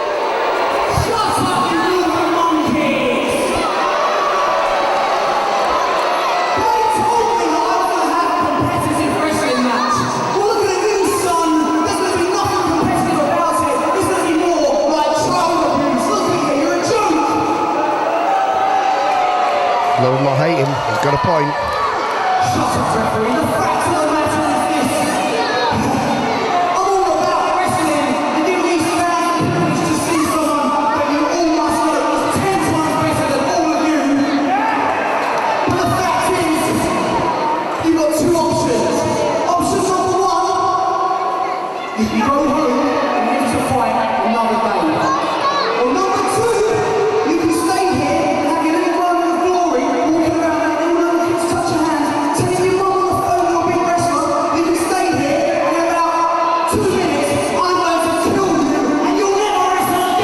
To know right now that obviously if Stevie Lynn walks away from this contest, Alex will get the entire share of the purse money. I just can't believe you can say that he's got no compassion. He's giving the guy the option to leave. He knows he's going to get hurt, and he's allowing it. He's allowing that option. That's compassion. That's heart. Well, the show stealer giving a 10 count here to give Stevie Lynn an opportunity, and I can't believe it. I think Lynn's going to take it. He will forfeit his share of the purse money, and the show stealer, as I said, is here for a big payday. He's just showing that he's got common sense. Alex Shane, he's bigger, he's going to outclass him. He is a bully. He is a bully in that ring, and he is bullying Stevie Lynn for money. But Lynn's not taking any more of this. He's dived in before the end of the 10 count, and he has made his decision. And has he dug his own grave? He's bullying for money. They're not at school. He's not trying to take his packed lunch. It's a wrestling match. He's going to get hurt. He was giving him an option. All I'm saying, he is bullying Stevie Lynn. He is bullying Stevie Lynn to get the money. That is all I said. I didn't imply that he was flushing his head down a toilet or anything like that. All right, this is not school. No, this is a wrestling ring. And I'm sure you're going to give me some pearls of wisdom in a minute, but I just really wish you'd shut up for 5 minutes. The lock up there by the show stealer. Okay. Can't believe you've actually been quiet for longer than 3 seconds there. Show stealer Alex Shane showing his physical dominance there over Lynn. Lynn obviously would love a huge victory here tonight, but I've honestly got to believe that Alex Shane will be looking to hit the one night stand to get the victory. And there he is again, Alex Shane just forcing Lynn into the ropes and disrespecting him. This is not just a physical battle, it's a psychological one. Alex Shane wants to embarrass Stevie Lynn to the point that Stevie Lynn does not want to return to the ring again. Well, Stevie Lynn did return to the ring. It showed his mentality, his stupidity. He got back in the ring with Alex Shane. It's not stupidity, because unlike you, he has heart, he has desire. This is a man who actually wants to make something of his life. Unlike you, who smoke 40 a day, who drinks about 50 quid a day. This is a man who is an athlete, who after 2 arm drags and a drop toe hold is in control of this contest. He got lucky. Maybe he did, you know what? Maybe he did, but regardless, the end justifies the means. Alex Shane is looking a little ticked off right now because he has just been embarrassed by the young rookie Stevie Lynn. Like you said earlier, don't count it out, but I dare say he will, at the end of this contest, be flushing Stevie Lynn's head down the proverbial I didn't toilet. say he would, I was implying that he wouldn't because I said proverbial. Oh, can't believe you used that one against me. Touché, sir. Well, Alex Shane knows that Stevie Lynn can't reach that high. Alex Shane with his psychological game here, and he's now getting on the fans' cases. And I'll tell you one thing, the hatred of the fans, it actually fuels Alex Shane, because he likes to know that he is despised. Alex likes to know that he's got under the skin. And look at this, again, the mind games, getting on his knees for the much smaller Stevie Lynn. It's easy to play mind games with someone who's stupid enough to get back in the ring with Alex Shane. Alex Shane, as I said, just bullying, but I assure you Stevie Lynn might not be the smartest man in the world to do that. But Lynn there with a technical reversal, and he's now got a double wrist pincher there on Alex Shane. Alex Shane fights out with the armbar, takes the wrist lock and maintains the hold, and he's biting him. That wasn't a bite, it was the chin. That was a bite. It was a reverse chin hold on the You're hand. going to tell me that was a Greco-Roman bite of the fingernails? I saw no teeth. He used his chin to pin his hand under. It was perfectly legal. The camera angle was looking at his teeth at the time. He was biting him, but Lynn still, I thought Lynn was going to nip out right there, but Alex Shane using technique there admittedly to sweep him down to the mat. Let me tell you something. I know Alex Shane, he is a notorious cheater and he uses it behind the referee's back. Do not give me this garbage that he is merely clipping his toenails or some rubbish like that. I can't believe if you know Alex Shane, you'd be actually saying that he's a cheater. He'll be furious with you. Look, this man has cheated me out of my time, my money, and he also cheats his competitors out of victories. He is that kind of man, and you know what? He takes great pride in it. Without doubt, he is one of the most evil men in the United Kingdom. But Stevie Lynn there is using the techniques that he has used in WZW to try and get some sort of advantage. I'm sending him a copy of this DVD and he'll kill you, you muppet. But I've told you, he takes it as a compliment. I tell him, Alex Shane, I hate you, and he says, thank you, because he uses it to fuel his anger to one day win the big one. As I've already said in this contest, This Alex is Shane why now, you don't have a good car. You know what? Like You're right. Alex Shane, they want brown noses. I refuse to suck up to Alex Shane. I've done it in the past, and I'm ashamed of myself. And maybe if I had, I'd be driving around in a bright red Porsche, and I'd have a hot woman in the front. But at least I've got my self-respect. Well, he's got 2 Porsches. And a big boo there wipes out Stevie Lynn. And I don't know whether Alex actually does have 2 Porsches. I will leave that to your own imagination. Alex Shane out. On a 4. Oh, was it on a... Oh, for God's sake. I also hear that you live with your mother. Is that true? Is that true? No, that was a bit cruel.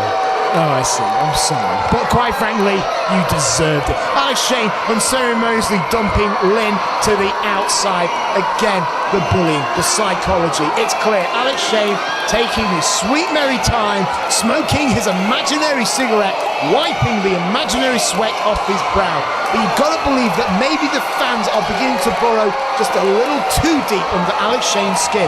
They want Lynn to win this contest. When all said and done, he gave him the option. You can't criticise the guy for that. He gave him the option to walk away. Oh, he did. He gave him the option to go away, but Stevie Lynn wants to be a fighter. He's still got to carve himself out a reputation. And what reputation will he carve out? That he was a coward? No. That he was brave and that he took on one of the tallest evil men in the United Kingdom today in Alex Shane. Well, all he's proving right now is that he spends more time on his back than a girl that works in Nicole's massage parlour. Ladies and gentlemen, I want to apologise for my co-commentator here. I assure you, I do not know him outside of this workplace. Alex Shane again throws Lynn, but Lynn lands on his feet. Alex says show, but no, Lynn is still there. The forearm, the elbow, the shoulder. I do apologise to the gut. Takes Alex to the corner, and Lynn is going to fly. It's like Lynn got caught, double choke bomb, and Alex Shane took him down to Chinatown. That's devastating. That's why he's in charge of the FWA, both professionally and wrestling-wise. Well, Alex Shane there went for 1 pin, not tight enough. He went for a much more body-on-body pinfall there. He is arguing with referee Mike White. Referee counting slow. Well, let me tell you something. Little bit of trivia note for you here. Alex Shane actually did start his career as a referee. He has built himself up through the industry. He has paid his dues, and no one will ever deny that. But Alex Shane should know that who you hurt on the way up will be the men who will hurt you on the way down. When Alex Shane's career is spiraling out of control, he might meet Stevie Lynn, a world heavyweight champion, and maybe Lynn will have the last laugh. But at the moment, no doubt, it is Alex Shane's time. That big lariat in the corner, and it looks like he's signalling for another one. Whips him out. Lynn felt the impact, but he took that clothesline and the roll-up. Lynn might get it, but no, Alex Shane too big and too powerful. Definitely too powerful. It was shown right there with that clothesline, that's for sure. If Lynn had it in him to be a fighter, if Lynn had it in him to actually be able to take it to Alex Shane, he would. Believe me, you know he would, but he's not. He has been trying to bring it to Alex Shane, but it's just a case that Alex Shane, no doubt, when coming to IWP, requested a very specific opponent. He thought he was going to have an easy time with Stevie Lynn. And look at that, right there, the full Nelson into the neck breaker after the sorry, I do apologize, after the poke to the eye, the tight pinfall, but the kick out. Lynn will not be denied yet. If life has taught me anything, it's if you try and fail, go and have a drink and go on the internet. No, if you try and try again, because one day Stevie Lynn will get that big victory, and you never know, it might be tonight. Alex Shane there, trademark maneuver. Believe it or not, despite this size, this guy can wrestle. He knows how to inflict damage in there, and he's putting all the pressure on the intercostal muscles of the rib region, and he could snap those muscles off. And look at that now, the cheating behind the referee's back. Alex knows where was the dirty cheating? trick. That was cheating. He was grabbing the ropes. Do not give me this stuff. He was about balancing maintaining himself. Balance. Yeah, I knew it. Listen, I've gone down that dirty trick before, and I'm sorry, it's rubbish. It's nothing to do with regaining balance. He's trying to get the advantage. You've gone down that dirty track before, so you admit that you've cheated in the past. I will admit, I've made mistakes in my life. God damn it, we've all made Why are you mistakes allowed to make mistakes and Alex Shane isn't? He's making his mistakes. I'm just bringing up the... Forgive and forget, what kind of Christian are you?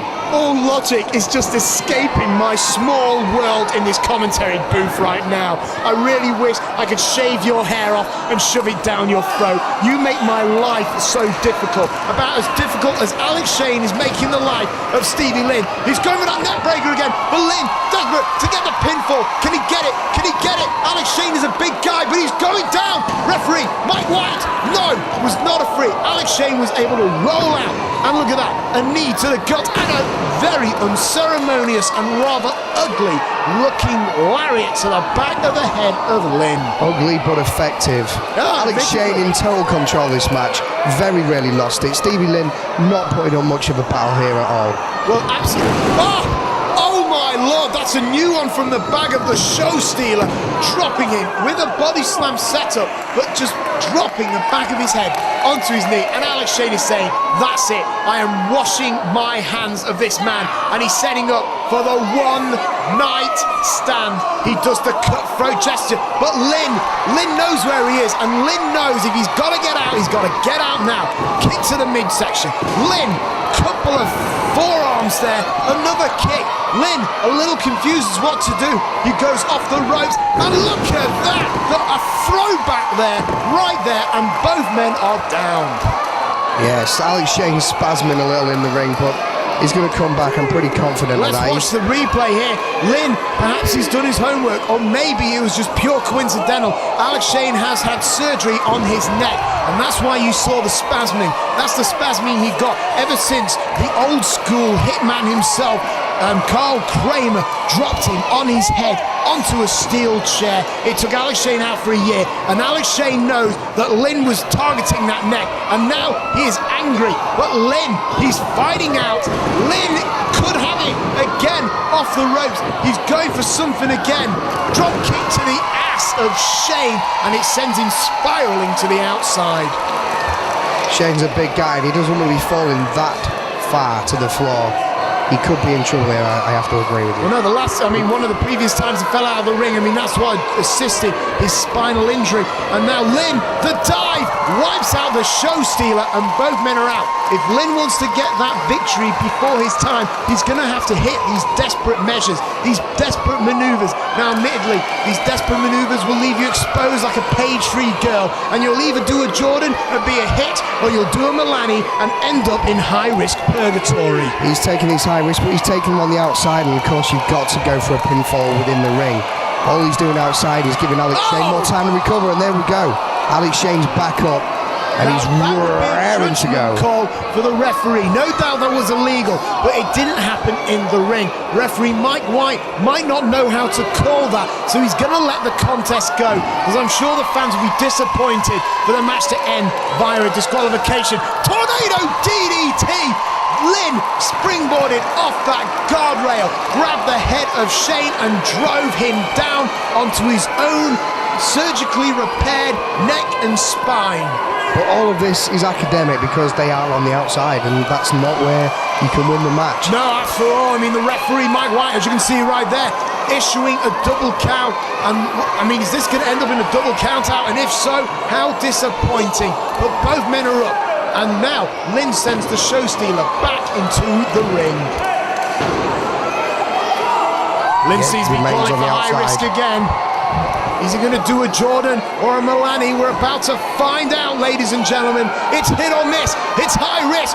Will the water be in the pond? And there it is, a beautiful flashback. I apologise. Frog splash, the pinfall, the cover, but unfortunately Lynn too strong. Lynn was too light. Shane was too strong. He was not able to get the pinfall, and Lynn will no doubt be thinking, what have I got to do to defeat Alex Shane, the show stealer? Get a bigger bank account. You've got an answer for everything. Lynn there was able to knock Alex Shane off the 6. DDT set up. off the ropes. No, Shane catches him. Double choke bomb setup into the Hurricane Rana. Lynn reversed it again, dropping Alex square on the back of his head. The pinfall, the cover, but Lynn, I'm sorry, that was a sloppy pin, I've got to say, and I want to apologise to Lynn, but that was sloppy.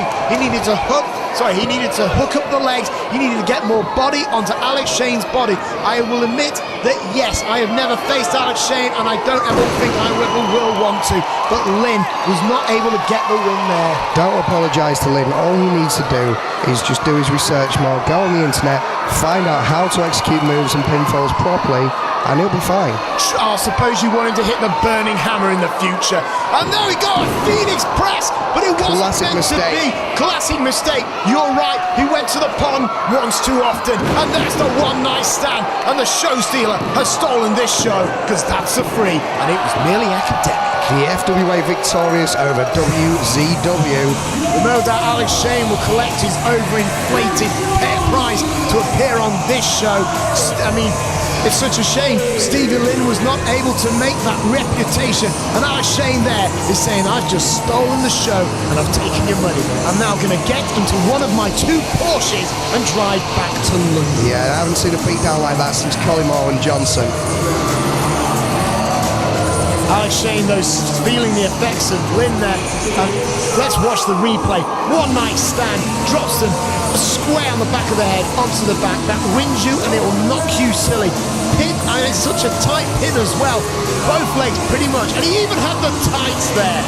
But maybe he didn't even need to grab the tights, I'll admit. It's such a devastating manoeuvre. He didn't really have the ties there. I mean, I think you're just clutching at straws just because your boy lost. By the way, we still got the main event, ladies and gentlemen, for the IWP Championship.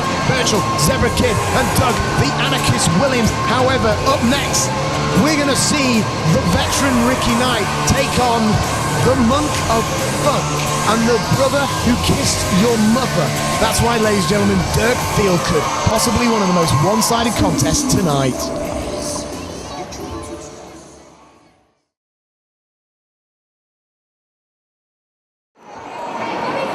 This next contest is scheduled for 1 with a 20-minute time limit.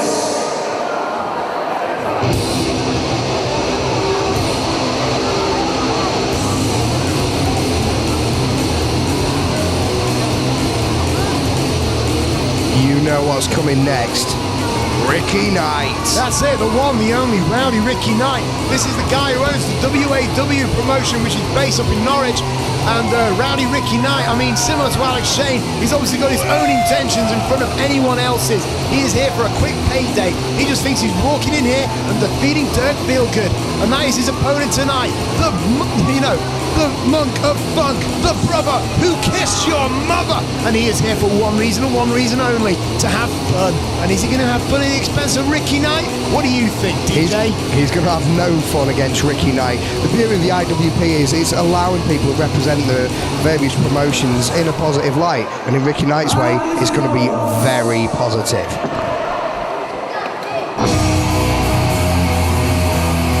Well, this music will signify that the Monk of Funk, Dirk Feelgood, is on his way to the ring.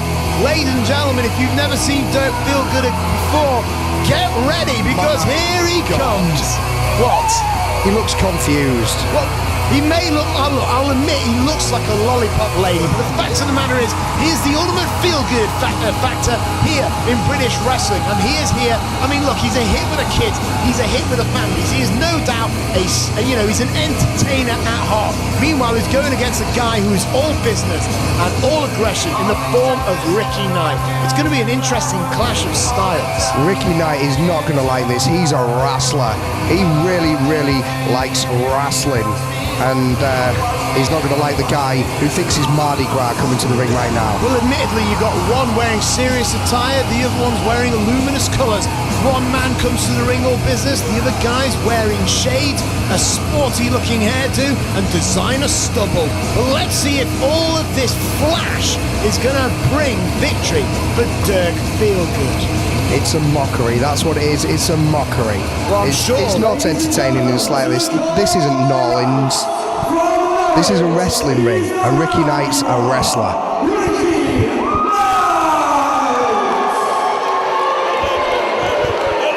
instinctively know to hate this man. Coming to the ring dressed like a traffic light. It's not a good thing for Ricky to face Ricky Knight.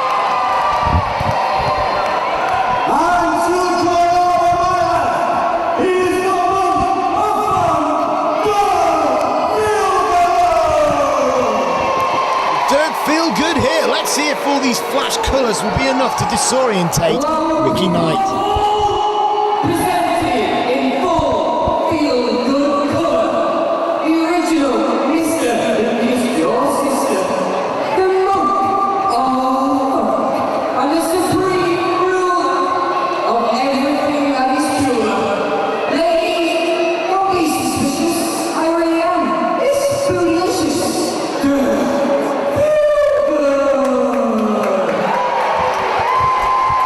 As you can hear, the fans are solidly behind it. Ricky, all week people have been saying, what are you doing there during the 20-year veteran? He's going to kill you. Well, I'm glad you're strong tonight because I heard the queue at the post office on pension day is pretty long. This is my opportunity to get Dirk Feelgood in the newspapers. If I beat you tonight, I'll be as famous as Possum Best, even as famous as Jordan Peter Armstrong. This is my chance. This is probably the smallest match of your career. This is my biggest. Ricky, this is the Feelgood, and there ain't nobody like a Feelgood party. So let's get it on. A good roll with Dirk Feelgood. Dirk Feelgood has lain property to this ring. He is just effectively urinating around the edge of the ring like a dog to say this is his territory. And now Ricky Knight is not impressed that a young guy like Dirk Feelgood is trying to kick Ricky out of the Feelgood party. It's got to be said, if he wants to get in the papers that bad, he wants to wear that outfit around my end at night time, because then he will. He'll be in the obituaries, and he's probably going to be there after Ricky Knight takes care of him. Ricky Knight now just dumping Dirk Feelgood to the outside, possibly laying claim to his ring. Ricky Knight, the veteran, he doesn't want to take any of the guff that Dirk Feelgood is bringing in, and he catapults Dirk Feelgood back in here into the ring. Showing his mastery of the squared circle. He knows exactly where he is at all times. Even when he's nearly unconscious, he knows where the ropes are. Dirk Feelgood just hasn't got a chance. Look at that. Well, Ricky Knight honestly believes that he is the higher and mightier of the two. He may have a point, but that's no excuse for such a lazy pin like that, even if it is to show off. And look at that headlock. That is a vice-like headlock, and that will sap the strength of Dirk Feelgood. But Feelgood, early, desperate to get out of that hole. And he takes him to the ropes, whips him out. Ricky rebounds, and like a Sherman tap, runs over Feelgood. Yeah, Dirk Feelgood, the 70s code, they want their outfit back, and Ricky Knight's going to take it off him. Well, I'm sure Feelgood, the last thing he wants to do is to hand that outfit over to the 70s. I'm sure that if that's ever going to happen, it's going to be prized out of his cold, dead fingers. And yes, I know what you're thinking. Ricky Knight, the rowdy one himself, may very well supply those cold, dead fingers by destroying Dirk Feelgood in the middle of the ring tonight. Look at those arms. I mean, can you imagine having your head placed between those arms and how painful that would be? He's having it crushed, and he's fighting back. It's a valiant attempt, but he's got no power behind him. I'm sure Ricky Knight every Christmas can crack a walnut with those arms, and he just bulldozes over Feelgood again. I mean, look at it. I mean, the man, Ricky Knight, is just keeping it slow, deliberate, and he's keeping it his way, his style. Ricky Knight is a UK hard man. You can't deny it. He's a typical example of what made Britain great. He's got tattoos. He did them with a biro and a knife. He's just so unbelievably hard, and this guy is just flashy, he's showy, he calls himself an entertainer. Maybe he is, but he isn't a wrestler. Ricky Knight I mean, one of the insults that Dirk Feelgood threw in his direction was implying he was a pensioner. Now, as insulting as that was, let's remember this. Ricky Knight is bringing in a style from possibly a previous generation. He is bringing that aggressive, nasty, methodical style. A lot of young guys went to wrestling these days. You know what? They've been dazzled by the great American dream, and they want to replicate American style, and as a result they are merely fish food for the British veterans like Ricky Knight. I mean, Ricky Knight is a man who toured across the whole country. He probably slept on park benches and whatever, just to, you know, or to wrestle match after match to get the meager pay, to climb up the ladder. He reaches the top of the ladder, and for what? The monk of funk to insult him? Maybe. It's a new age, a new generation, and Dirk Feelgood wants to claim it for his own, and he's just made a great statement there towards that goal by drop-kicking Ricky Knight to the outside of the ring. And now, suicidal dive wipes out Knight. Yeah, it's very rare that I agree with you, Nick, but it's got to be said, many people have been dazzled by the high-flying stars and stripes style wrestling. But the thing is, Ricky Knight is from the UK, he's old school. I mean, these new guys, they won't last 5 minutes in Japan. Well, I don't know if this was a wise idea from Dirk Feelgood, posing and posturing to the fans whilst Ricky Knight was behind him.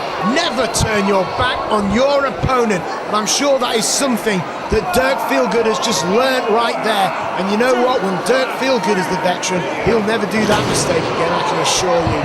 Well, Ricky Knight he's got no aspirations to being on the cover of GQ, but he knows that he can win a wrestling match. And that's something Dirk Feelgood is finding out to his disadvantage. I've seen Ricky Knight in so many wars, and I've seen a very similar pattern. He just comes in here and he slowly dismantles them, and then his opponent might get a brief moment, a brief opportunity where they honestly believe they can win, but then Ricky Knight will snuff out their dreams with something hard hitting. And don't be mistaken by Ricky Knight's age, all right? He might be older than most competitors in England today, but I can assure you, he can move, he can hit hard, and he can honestly bring it. And he is literally taking Dirk Feelgood proverbially over his lap and spanking him, quite frankly, to the displeasure of the people here in Hull. You're preaching to the choir. He's a veteran, and veterans have the advantage of, as well, being experienced in the new styles of wrestling. They're experienced in the old styles as well, and they've got way more tricks up the sleeve. You know what? You refer to yourself as a choir, and that's strangely appropriate, because you're roughly the size of a full-blown choir itself. You know what? You want to come out with chafing jokes, I'm going to come out with my own. Because let me say it, you don't sit around about in the commentary booth, you sit around the commentary booth. Do you know what I mean, buddy? Well, I think that's just a cheap shot, Nick. Well, I'm sorry, you have upset me all evening. All right, I honestly want to see Dirk Feelgood win, and you're giving me this rubbish about how he's only merely an entertainer. Look, I know Ricky Knight is hard, and I know that he more often than not gets the job done, but miracles can happen. This is wrestling. Dirk Feelgood is living out his dream, and sometimes dreams do come true. If Dirk Feelgood wins, then I'll throw these Doritos away. Please do, they've been stinking out the booth all day. Ricky Knight now about to snap. No, I thought he was going to snap Maayan, but he didn't. He went for a bit of a little twist there. He took him down with a diamond cutter-esque maneuver, but he wasn't Feelgood able to slip out from underneath Knight. Well, Feelgood is the all-rounded veteran, like we've been saying all the way through the match. He lulled him into the sense of a snapmare, and when you get taken into something like that, you start preparing your body for a different kind of impact. And then he surprised him with that diamond cutter, like he tried to slice his head off with a cutter. A sidewalk slam attempt there, but Feelgood again able to kick out. But surely it's a matter of time. Surely one of these big moves is finally going to put Feelgood away. And if Feelgood does not find some way to counteract Ricky Knight, he won't have a chance of getting a win. Well, you've got to wonder why Ricky Knight himself hasn't gone for a moonsault. Well, I'm sure he could if he would, but Dirk Feelgood there caught Ricky Knight coming in, and I'll tell you one thing, that was just pure adrenaline, forcing Dirk Feelgood to pick up Knight and drop him down. Feelgood. He's gonna fly, folks. And I'll tell you one thing, this could be the turning point. Double drop kick, lovelily done. The pinfall, the cover, but no, Ricky Knight not ready to be put away yet. That's another advantage of being a veteran there. He's been used to taking punches, kicks, slams and everything for years and years and years, so they're going to have less effect on him than they have on someone like Dirk, who's been here for 5 minutes. Oh, absolutely, your body will train itself to take this punishment. Trust me, being thrown around the wrestling ring consistently, and your body will think, hang on a minute, I better get ready for more of this, and it will make your muscles like leather. And as a result, that is why, even though Dirk Feelgood hit that missile drop kick, Ricky Knight was able to get the advantage again very quickly, and there he is with that nerve hold, and he is keeping the pressure on Feelgood. Feelgood reminiscent to Tanker there, getting ready to get back up. But these shots are having little effect. Well, he managed to slip out there, but Ricky Knight caught him with that clothesline. Absolutely. He's going for the cover. He's going for the cover. Will this be it? No. No. Feelgood was able to kick out, but again, I say it one more time. Surely, it's a matter of time. I've got to ask if these referees are from Hull or not, because they seem to be having a struggle in counting to 3 in time. Listen, admittedly there is this stereotype that to be a referee you've only got to learn to count up to 3, maybe 10 on the rare occasion, but I assure you that Mike White is a highly experienced and he's a highly educated official, alright? He is, you know what, the referee is probably as old school as Ricky Knight himself, and he's probably wise to his tricks. Can he count to 12? You know what? Yes, he can. I'm sure he could count to triple Have you heard him? If you questioned him. What kind of question is that? Have I heard him? I mean, come on, the last time I heard someone count to 100, it was counting your empty glasses on the bar. Well, Ricky Knight is getting very upset here. He wants that 3, but the referee keeps saying, no, it's only a 2. Dirk Feelgood looks to be in a world of pain and a world of hurt. Goes for a body slam, takes him down with that power slam, beautifully done. Another pinfall. The referee was slightly out of position, and I honestly believe if he was in position, Ricky Knight would have had his arm raised.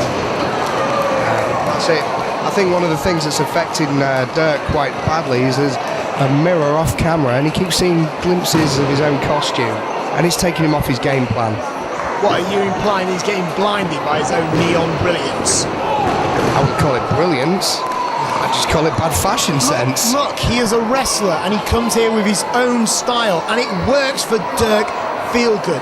Alright, it disorientates the opponent. You take him for granted, but admittedly, when it's easy to take someone for granted when you drop them on their head with a DDT. Knight, the cover, the kick out. Only just, but it's not very practical. It's just too dazzling. It's like Ricky Knight, he's there, he's a wrestler, he's just saying that I'm a wrestler, I look like a taxi driver in a hockey top, that's what I'm here to do. He looks like a taxi driver in a hockey top. Oh, the pinfall! Dirk Feelgood, the tight! No, he kicked out. Dirk Feelgood went for a slightly dirty trick there, but it might have done the job. Wait a minute, no, I was wrong, that was the 3! That was the 3 I thought A major upset. That is a Major huge upset. I even miscalled it. I honestly thought that Knight kicked out because I presumed he would, but no. Dirk Feelgood, out of nowhere, got that tight pinfall. I think maybe that was bad refereeing. I want to see a replay of this. Well, I'll see if we can bring one up, but look at Knight. He is confused and I don't blame him. I didn't see it at all. That was the 3, and here's the replay you asked. I thought it was a 2. I'm sorry, folks. He went for the kitchen sink knee. Dirk Feelgood flipped over. 1, 2, and he pinched the ties there for the 3. I don't necessarily approve of that, but look at this. The rookie has beaten the veteran. He'll be getting his beads and heading off back to Brazil now. Ricky Knight is not a happy man. He's not going to be happy. He's been cheated out of a victory which should have been purely academic.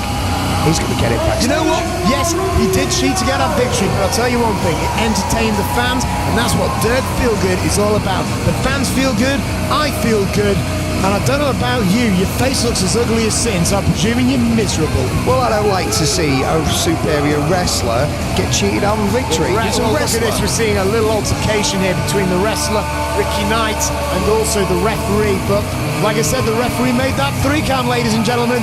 Still to come, we're going to crown our first IWP heavyweight champion. The Zebra Kid was originally meant to challenge the man known as Burchill, but Doug the Anarchist Williams inserted himself into his contest. It's triple threat. Who's it going to be? The veteran, the Zebra Kid? Is it going to be the multiple-time heavyweight champion, Doug the Anarchist Williams, or the man mountain, Burchill? It's going to be Burchill. Now it's time for our main event. This match is a triple threat match with no time limit. The rules are, there are no rules.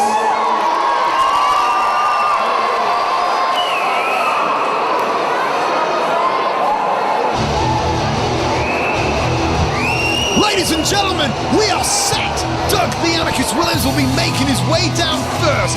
This is a man who has held the majority of the big titles in the United Kingdom, and he is carrying 2 of them right there and now, one of which being the FWA Heavyweight Championship, and recently he won the Ring of Honor Pure Championship. Without doubt, this is a man who is on top of the world, and this is why he was insisting on being inserted into this match. It was originally Zebra Kid versus Burchill, but Doug Williams said, oh, hang on a second, I'm the top wrestler in the United Kingdom. I insist on being put into the mix.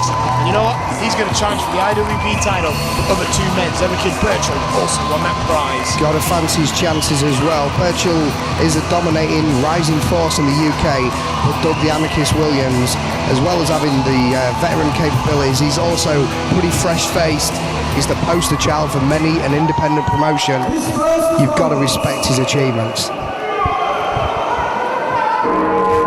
But this is the man. Well, I know this is your pick to win this contest. The Man Mountain, known as Burchill. Will the bell toll in the favour of Burchill? Will he win his first big championship in the United Kingdom?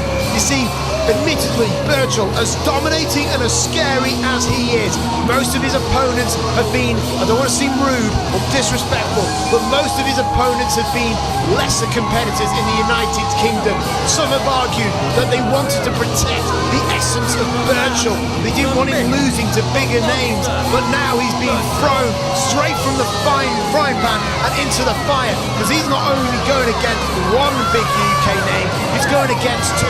He's going against Doug the Anarchist Williams and the Zebra Kid. But will Burchill bring it all? Will he bring the move with no name? Will he bring the Fatal 3? But more importantly, will he bring the special occasions only C4, the somersault Urinachi suplex? Because if he can hit that, it's all over. He's going to bring them all, and he's going to charge everyone interest. Look at the guy. There's no doubt in my mind that this guy is going to be the biggest thing in UK wrestling, and very likely this evening as well. You can see in the walk of Burchill that all these victories, all the victories in both single and handicap matches, are building his ego and his confidence. And look, it's like a weird mirror. Burchill could very well be the future Doug Williams here in the United Kingdom. And the final man coming to the ring, ladies and gentlemen, the Zebra Kid. Now this is a man who really nailed down a reputation of being one of the most dominant All-England champions in the FWA, and he's even bringing a friend with him. Now that's not traditional Zebra Kid, but I guess when it's no rules and there must be a winner, he's going to bring everything with him. Now I want to bring an interesting fact to you fans. The Zebra Kid and Doug the Anarchist Williams a few years ago now competed to crown the undisputed heavyweight champion of British wrestling. Each federation sent their own men, and in the finals it was the Zebra Kid representing WAW, Doug Williams representing the FWA, and the Zebra Kid came within a whisker of being known as the best of the best. But again, Doug the Anarchist Williams claimed the undisputed heavyweight championship. Since then, that title has been dissolved, but you've got to believe that the Zebra Kid wants another opportunity to be known as the best, and he wants it at the expense of Doug Williams. He wants wants retribution. He looks like he's been pretty excited. I hear his caravan's been parked outside all night long, and he's really psyched up for this match. He wants that belt so bad so he can pawn it to buy some more Lucky Heather. I cannot believe that I started this contest with very serious commentary, hyping up all three men, and you want to bring up jokes that the Zebra Kid rides around in a caravan from venue to venue? It's a well-known fact that he's a gypsy. It's hardly a joke, it's hardly a stretch of the imagination. Look at the guy. You are a rude and ignorant amateur. The fact of the matter is, I can tell you're an amateur, because if you ever said, I'll tell you one thing now, the Zebra Kid's gonna come knock down your door, and he ain't coming for a cup of tea and biscuits, that's for sure. As long as he doesn't park his caravan in my driveway, I don't care. Well done. Well, to make it up for him, I'll buy a packet of pegs. I'm sure he'll be happy then. The announcers announced all three men, all three of these men, without doubt, true athletes. Each one of them have their own athletic background, and I think you'll find it quite surprising. Zebra Kid, also a semi-professional footballer. Doug the Anarchist Williams, a multiple-time national judo heavyweight champion, and the man mountain, known as Burchill, believe it or not, has been an amateur athletics competitor, and that is why he brings so much scary agility and raw power to this ring. And look at this, we're going to go for a freeway lockup. It's a very unique situation. This is going to be a doozy, this match. I've been looking forward to this all evening long. Zebra Kid trying to get under the skin. Delay Doug's boy. What's it going to be? Is it going to be Doug's technical ability that will bring him to victory? Will it be Burchill's raw power? Or is it going to be the Zebra Kid's intensity? Let's see where we're going. Oh, and Doug Williams there whispered something to Burchill. It was a trick, and they're taking it to Zebra Kid. Well, that's the trick with these triple threat matches. You've got to take out one person so you can concentrate on the other opponent. You need one out of the way so you can actually take the fight and not have them as that X factor in the match. Because triple threat matches, I know from reading the forums, are really difficult and grueling. I'll tell you one thing. I mean, oh, the Zebra Kid, that intensity I was talking about, just stuck Burchill right out of this ring, and now we're having a replay of that undisputed championship final. It was hosted by the now defunct TWA promotion, and you've got to believe that both these men want to have that match again almost. Doug Williams wants to reclaim the prize. Zebra Kid wants his reputation, but now I'm sorry, I'm just so excited, but Burchill has just re-entered this contest, and now Doug, an honourable man, I mean, he is the Ring of Honour pure champion, an honourable competitor, shook the hand of Burchill. But how long will this alliance last? At least long enough to hit that double elbow. You took the words out of my mouth. I'm quite flabbergasted by this so far. We've seen just quality action here in Hull right now, and Burchill... We've seen quality action all night. But it didn't all feature Burchill. He's got to be one of my favourites in the UK. If he was Japanese, I'd love him. I'll tell you one thing, it sickens me to think you have such a wet dream over Burchill. There have been a phenomenal amount of competitors that we've seen tonight, but all you've wanted to see is Burchill ever since he came out and destroyed that PWA trainee. Oh, Doug the Anarchist Williams caught him, but Burchill, the missed timing, wiped out Doug Williams, and Burchill isn't and Burchill's going for the pin on Doug. That could end the alliance right there, and I think it has. But you could say I'm a mark for Burchill. I'll admit it. Now, you always taught me that mark was a dirty word. And look at this on both men. Wow. Went down. And now the Zebra Kid is left to pick up the pieces. And he's going to pin Burchill. Remember, it was originally Zebra Kid versus Burchill. Wrong, Doug? No. It was originally Burchill versus Zebra Kid, but Doug the Anarchist Williams used his political power to essentially move into this match and challenge for the title. Nice drop kick there. I'll tell you one thing, the Zebra Kid is just raw and ugly with his moves. Yes, raw and ugly is the right way to describe the Zebra Kid. He wants his title really bad, and he'll give one of his 5 remaining teeth to get it. I'll tell you one thing, it is raw and ugly, just how I like my steaks. And look at that, it's no DQ, and it was a low blow there. I mean, that's just pure Zebra Kid. Like I said, semi-professional football, you do not want to be at the end of those kicks. Look at him now forcing his dominance all over Doug Williams, and then follows through onto Burchill. Again on Doug Williams, and Zebra Kid is taking the battle to both men. Zebra Kid taking advantage of the fact, obviously they're both down, they're not out though. You cannot count Burchill and Doug Williams out of this competition. I'll tell you one thing, there must be a winner. There is no time limit, and I'll tell you one thing else, it's no disqualification. One man has got to pin the other or make him say, I quit. But also, to lose the match, you don't even need to be pinned. No, you don't even have to be involved in the decision. It is sudden death. Zebra Kid's climbing up top. He wants to end it early. If he can hit the zebra crossing elbow drop, it will be all over. And he flies. No, instead, he went for the frog splash. It's not quite as high risk as the elbow, and you've got to believe that's why he went for that move instead. You got to hope his family are waiting outside with shotguns like they were in that movie Snatch. Hang on a second. Calm your horses. I assure you, I know where his father is. He's backstage. This is the son of Ricky Knight. So obviously, he's had a good trainer teaching him his ways. Burchill now comes back into the contest. You've got to believe you'll want to hit one of those high-hitting moves. We've talked about them, the Fatal Three. We've talked about the move with no name and the C4. Burchill there going for the pin, but Doug Williams wasn't having any of it. But let's not forget Doug's moves. He's got the Chaos Theory rolling the Chaos Theory rolling German suplex, the Revolution DDT, and my own favourite move of all time, the Bomb Scare knee drop. It is certainly good tactic on Burchill and Doug Williams' part, double teaming on the Pikey Kid.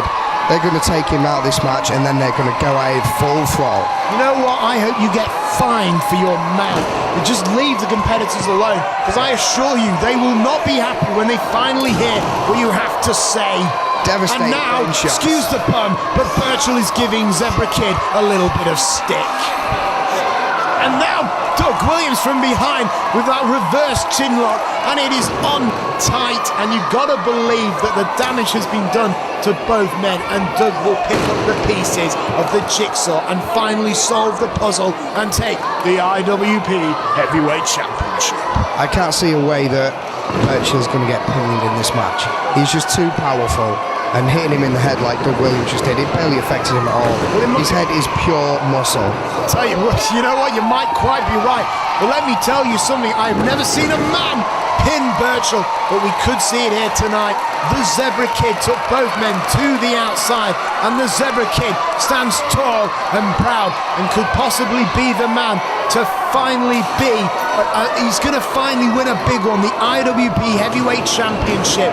The Zebra Kid, a multiple-time cruiserweight and heavyweight champion, and you've got to believe he wants one more trophy, and he wants it in the win brackets to say, I did it over Burchill and Doug Williams. And look, that was that fuss kick from the Zebra Kid. Wiped out Doug Williams, and he is feeling it. And Doug, probably wisely, going to the outside. And Zebra takes his attention back to Burchill. Can't deny the Zebra Kid is an impressive wrestler. He is the pride of Norwich's waste grounds. I'm going to ignore you from this point. I'm not even going to acknowledge your very existence, as hard as it is considering the smell that is coming out from your mouth. You got to remember, you are talking absolute... Oh, and there's a Zebra Kid with a shot across the back of Burchill. And now, Zebra Kid, he is the hunter, and he is hunting the anarchist, Doug Williams. A shot for Burchill and a shot for Dougie. And Doug, oh, he felt that, that's for sure. Those kendo sticks definitely hurt. I've been on the receiving end several times. Girls. I was going to ask, no, you know what, I don't even want to know the answer. Let's get back to the match. Burchill now working away on those kicks, and he's managed to force the Zebra Kid to the outside. Follows him out there with a little kick, and now he is just kicking the very life out of the Zebra Kid. He whips him into the guardrail, not even caring for the safety of the ringside fans who have paid a pretty penny to see this awesome night of action. Yeah, the fans in Hull are pumped up because you're not going to see anything like this in the UK now. What are you talking about? We're watching it right now. Oh, and a beautiful suplex there by Burchill. What do you mean they've never seen action? What are you on about? Well, I misworded it. What I meant is they've never seen action like this in Hull before. You think Hull's its own separate country? Well, it practically is. The Tell only me, wrestling does it have shows its they ever own have. royalty? Does it have a democratic society? Tell me, do they even have their own currency? Maybe they're part of the euro. The last wrestling show I saw in Hull had a one-legged Undertaker. That says it all. I am lost for words how you can be talking about such nonsense and trivia when Burchill is decimating the Zebra Kid. Because I'll tell you one thing, with a move like that, you've got to believe the stripe to be knocked off the Zebra Kid. Takes him to the corner. Burchill now looks to be very dominant. Whips him in the Inadvertently there, Burchill whips Zebra Kid, who then in turn drop kicked Doug the Anarchist Williams. Doug then dragged out the Zebra Kid, and now it is Burchill who looks to be in control. This is why he's my pick for this prize. He could be the next IWP heavyweight champion. He will be the next IWP world champion. There's no two ways about it. Off the ropes, I think we see it coming, and look at that suicidal dive. Burchill all the way to the outside. Such raw agility. He is just scary. Look at the replay. In slow motion, it is even more impressive. As I said, this man used to be a full-time amateur athletics competitor, and he's using his athletic ability as a lethal weapon. You don't see big guys move like that hardly ever in this country. I'll tell you one thing, when Burchill first came to wrestling training, and I saw him in his first training session, and he said he was a former athletics competitor, everyone laughed. But then he went in there and killed about 10 other trainees, and I'll tell you one thing, Burchill had the last laugh. But Doug Williams there, with his trademark knees, he is once again in control, showing why he has won so many titles in his illustrious career. And he has no doubt an illustrious career with many more prizes to go, and one of those prizes could be the IWP Heavyweight Champion, which Burchill follows through with another trademark knee. Off the ropes, the Zebra Kid takes it instead. The Zebra Kid effectively pushed Burchill out of the way of the oncoming car and took the bullet. Zebra Kid, I can't take it away from it. He's been really impressive. Oh, hang on a second, I'm sorry to cut you off, but it looks like as Burchill goes for the cover, bomb scare knee drop. Beautifully placed across the back of Burchill's head. Burchill does not know where he is, and this will allow the Zebra Kid to capitalise. I mean, Zebra Kid just wiped out Burchill. We've now got Zebra and Doug in the ring. These guys are the pinnacle of UK wrestling at the minute. There's no doubt about it. Well, that's why they're in the title chase. First-rate action here.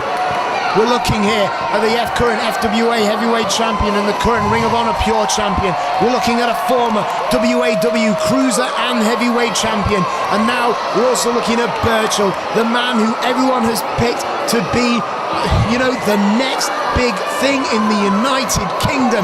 He hasn't won a championship yet, but I reckon tonight could be his night. It could be the Zebra Kid's night. It could be Doug Williams' night. And the Zebra Kid brings a chair. But Doug Williams, I didn't see that coming. I've not seen anything like that.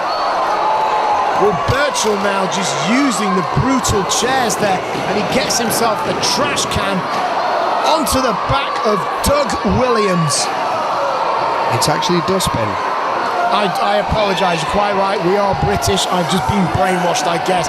Doug Williams into the guardrail, Burchill follows, but Doug back body drops him over the top, and Burchill will be feeling that in the morning. You don't want to be landing like that on a basketball court floor, because that will hurt. There's no padding. It's pretty much like landing on concrete. Well, it's a hard wooden floor. I wouldn't certainly want to fall on it. I think security there are trying to keep some sort of order. They really have no chance whatsoever. Doug Williams looks like he might have something planned, and you can see kids and families running for their lives here. I mean, Burchill sent into the wall, and Doug Williams with a sadistic smile on his face. You wouldn't want to be in the way. These two brawling behemoths. I mean, look at them. I mean, Burchill was able to get the advantage and unceremoniously roll the near unconscious carcass of Doug Williams down. And Burchill now is going to follow, and he's going to work it. But you've got to ask yourself, during all this, where is the Zebra Kid? The Zebra Kid is currently recovering, and no doubt he is a smart competitor. He certainly is. You don't want to be giving people time in a triple threat match to actually get the breath back and get the bearings away. But saying that, the guttural raw power of Burchill totally dominating Doug the Anarchist Williams right now. Oh, hang on and a second. another chair. I see Zebra, and he's got a stick. He's got the kendo stick square on the back of Burchill. And now he looks like he's going to take Burchill back to the ring. I mean, this is a wise idea. He wants him in the ring to get that pinfall. Burchill nearly killed Doug Williams on the outside. And now the Zebra Kid is throwing in as many toys as he possibly can. Burchill struggling to get to his feet. Well, it's the only way the Zebra Kid can really defeat Burchill is by using weaponry. Well, because he's such a big guy, you need to take everything to him. I've seen this No, before. no. I've seen this. He's going to ring his bell with these. I often ask, who does the bell toll for with a nut shot like that? It's Burchill's bell that got tolled. Doug Williams tried to come in, but Zebra Kid intercepted him with a kendo stick. And now, another shot, and Burchill is down. I felt all of those because I crossed my legs too quickly. That's just devastating. How can you do that to another human being? How can you actually put a metal object over someone's groin and then hit it with a stick? As we've often talked about, Burchill is not a human being. Here's a man mountain, and there the Zebra Kid just compressed that rubbish bin into Burchill. Tell me, since you're such a fan of Japanese wrestling, it's a trash can in America, a dustbin in England. What's it called in Japan? A goshiro. I'm going to check that later, and as are all the fans, and we're going to find you out for the frauds you are. Back to the contest. The Gohoshiwa, as you call it, got rammed into the face of Doug Williams, rammed into the face of Burchill.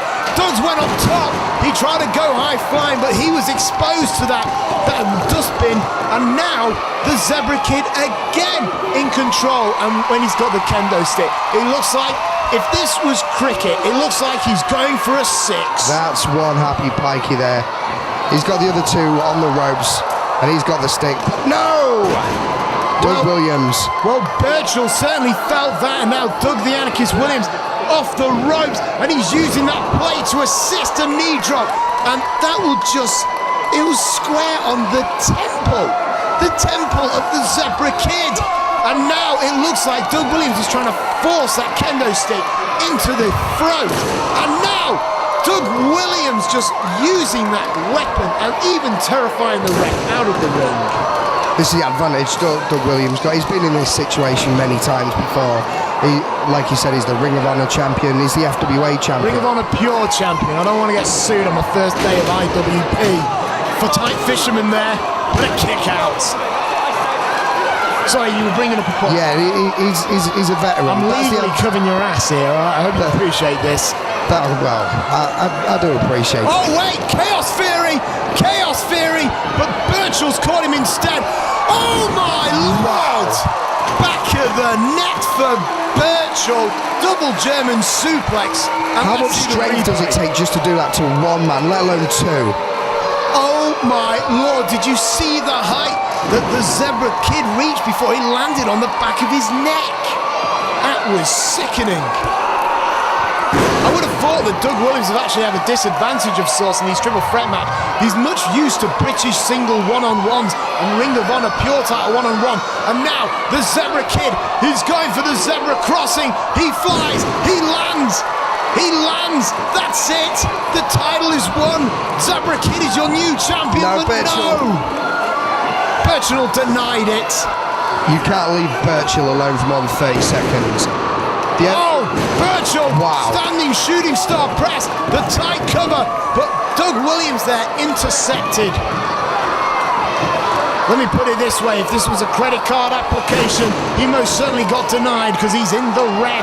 And now Doug Williams going up on top again, no doubt for another bomb scare knee drop, but Burchill was not down long enough. And now, what is Burchill going for here? Possibly a superplex, but no, he sends Burchill down. And now Doug Williams barely seems phased. Who's going to take it? Burchill looks dazed. Revolution DDT off the second rope. Doug is pumped. He can feel it. But no, the Zebra Kid beat it. That was a 3. That was a 3 count. Doug Williams had the title won. And now the Zebra Kid looks like he's going to fly one more time for the country of Hull. This match is turning into what smart fans call a slobber knocker. No, that's what Jim Ross calls it. C4! C4! That was that somersault move I was talking about. And that is it. My guy, my guy, my guy. Oh my Lord, get in that shed. I'll tell you this. Look at the replay. Look at the replay. Good God. Oh my, that is impressive. That is the most impressive maneuver in British wrestling today. The C4. It's so witnessing the birth of a UK legend right now. Burchill, the IWP champion.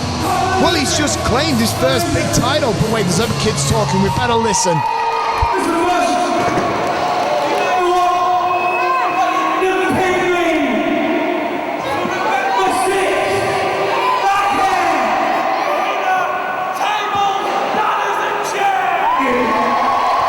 You heard the Zebra Kid there. He's upset that he wasn't a part of the decision. Burchill did not beat the Zebra Kid, and now he wants tables, ladders, and chairs. Well, I mean, quite frankly, it's a bit stupid just criticising this kind of decision. It's a triple threat match. There's got to be two losers.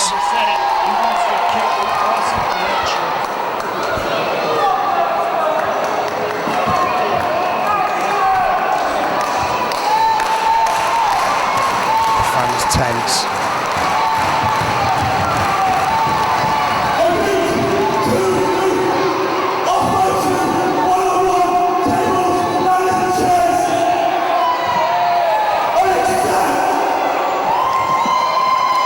Match has been accepted, but I'll tell you one thing, I'm still shocked. Oh, hang on, break Truth Lambert.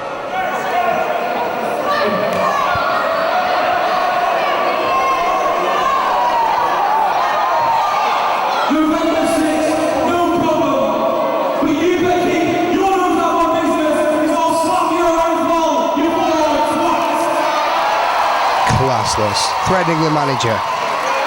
He's accepted his challenge and he just starts threatening the person that's not a wrestler. Gotta tell you, I'm just still horrified at the fact.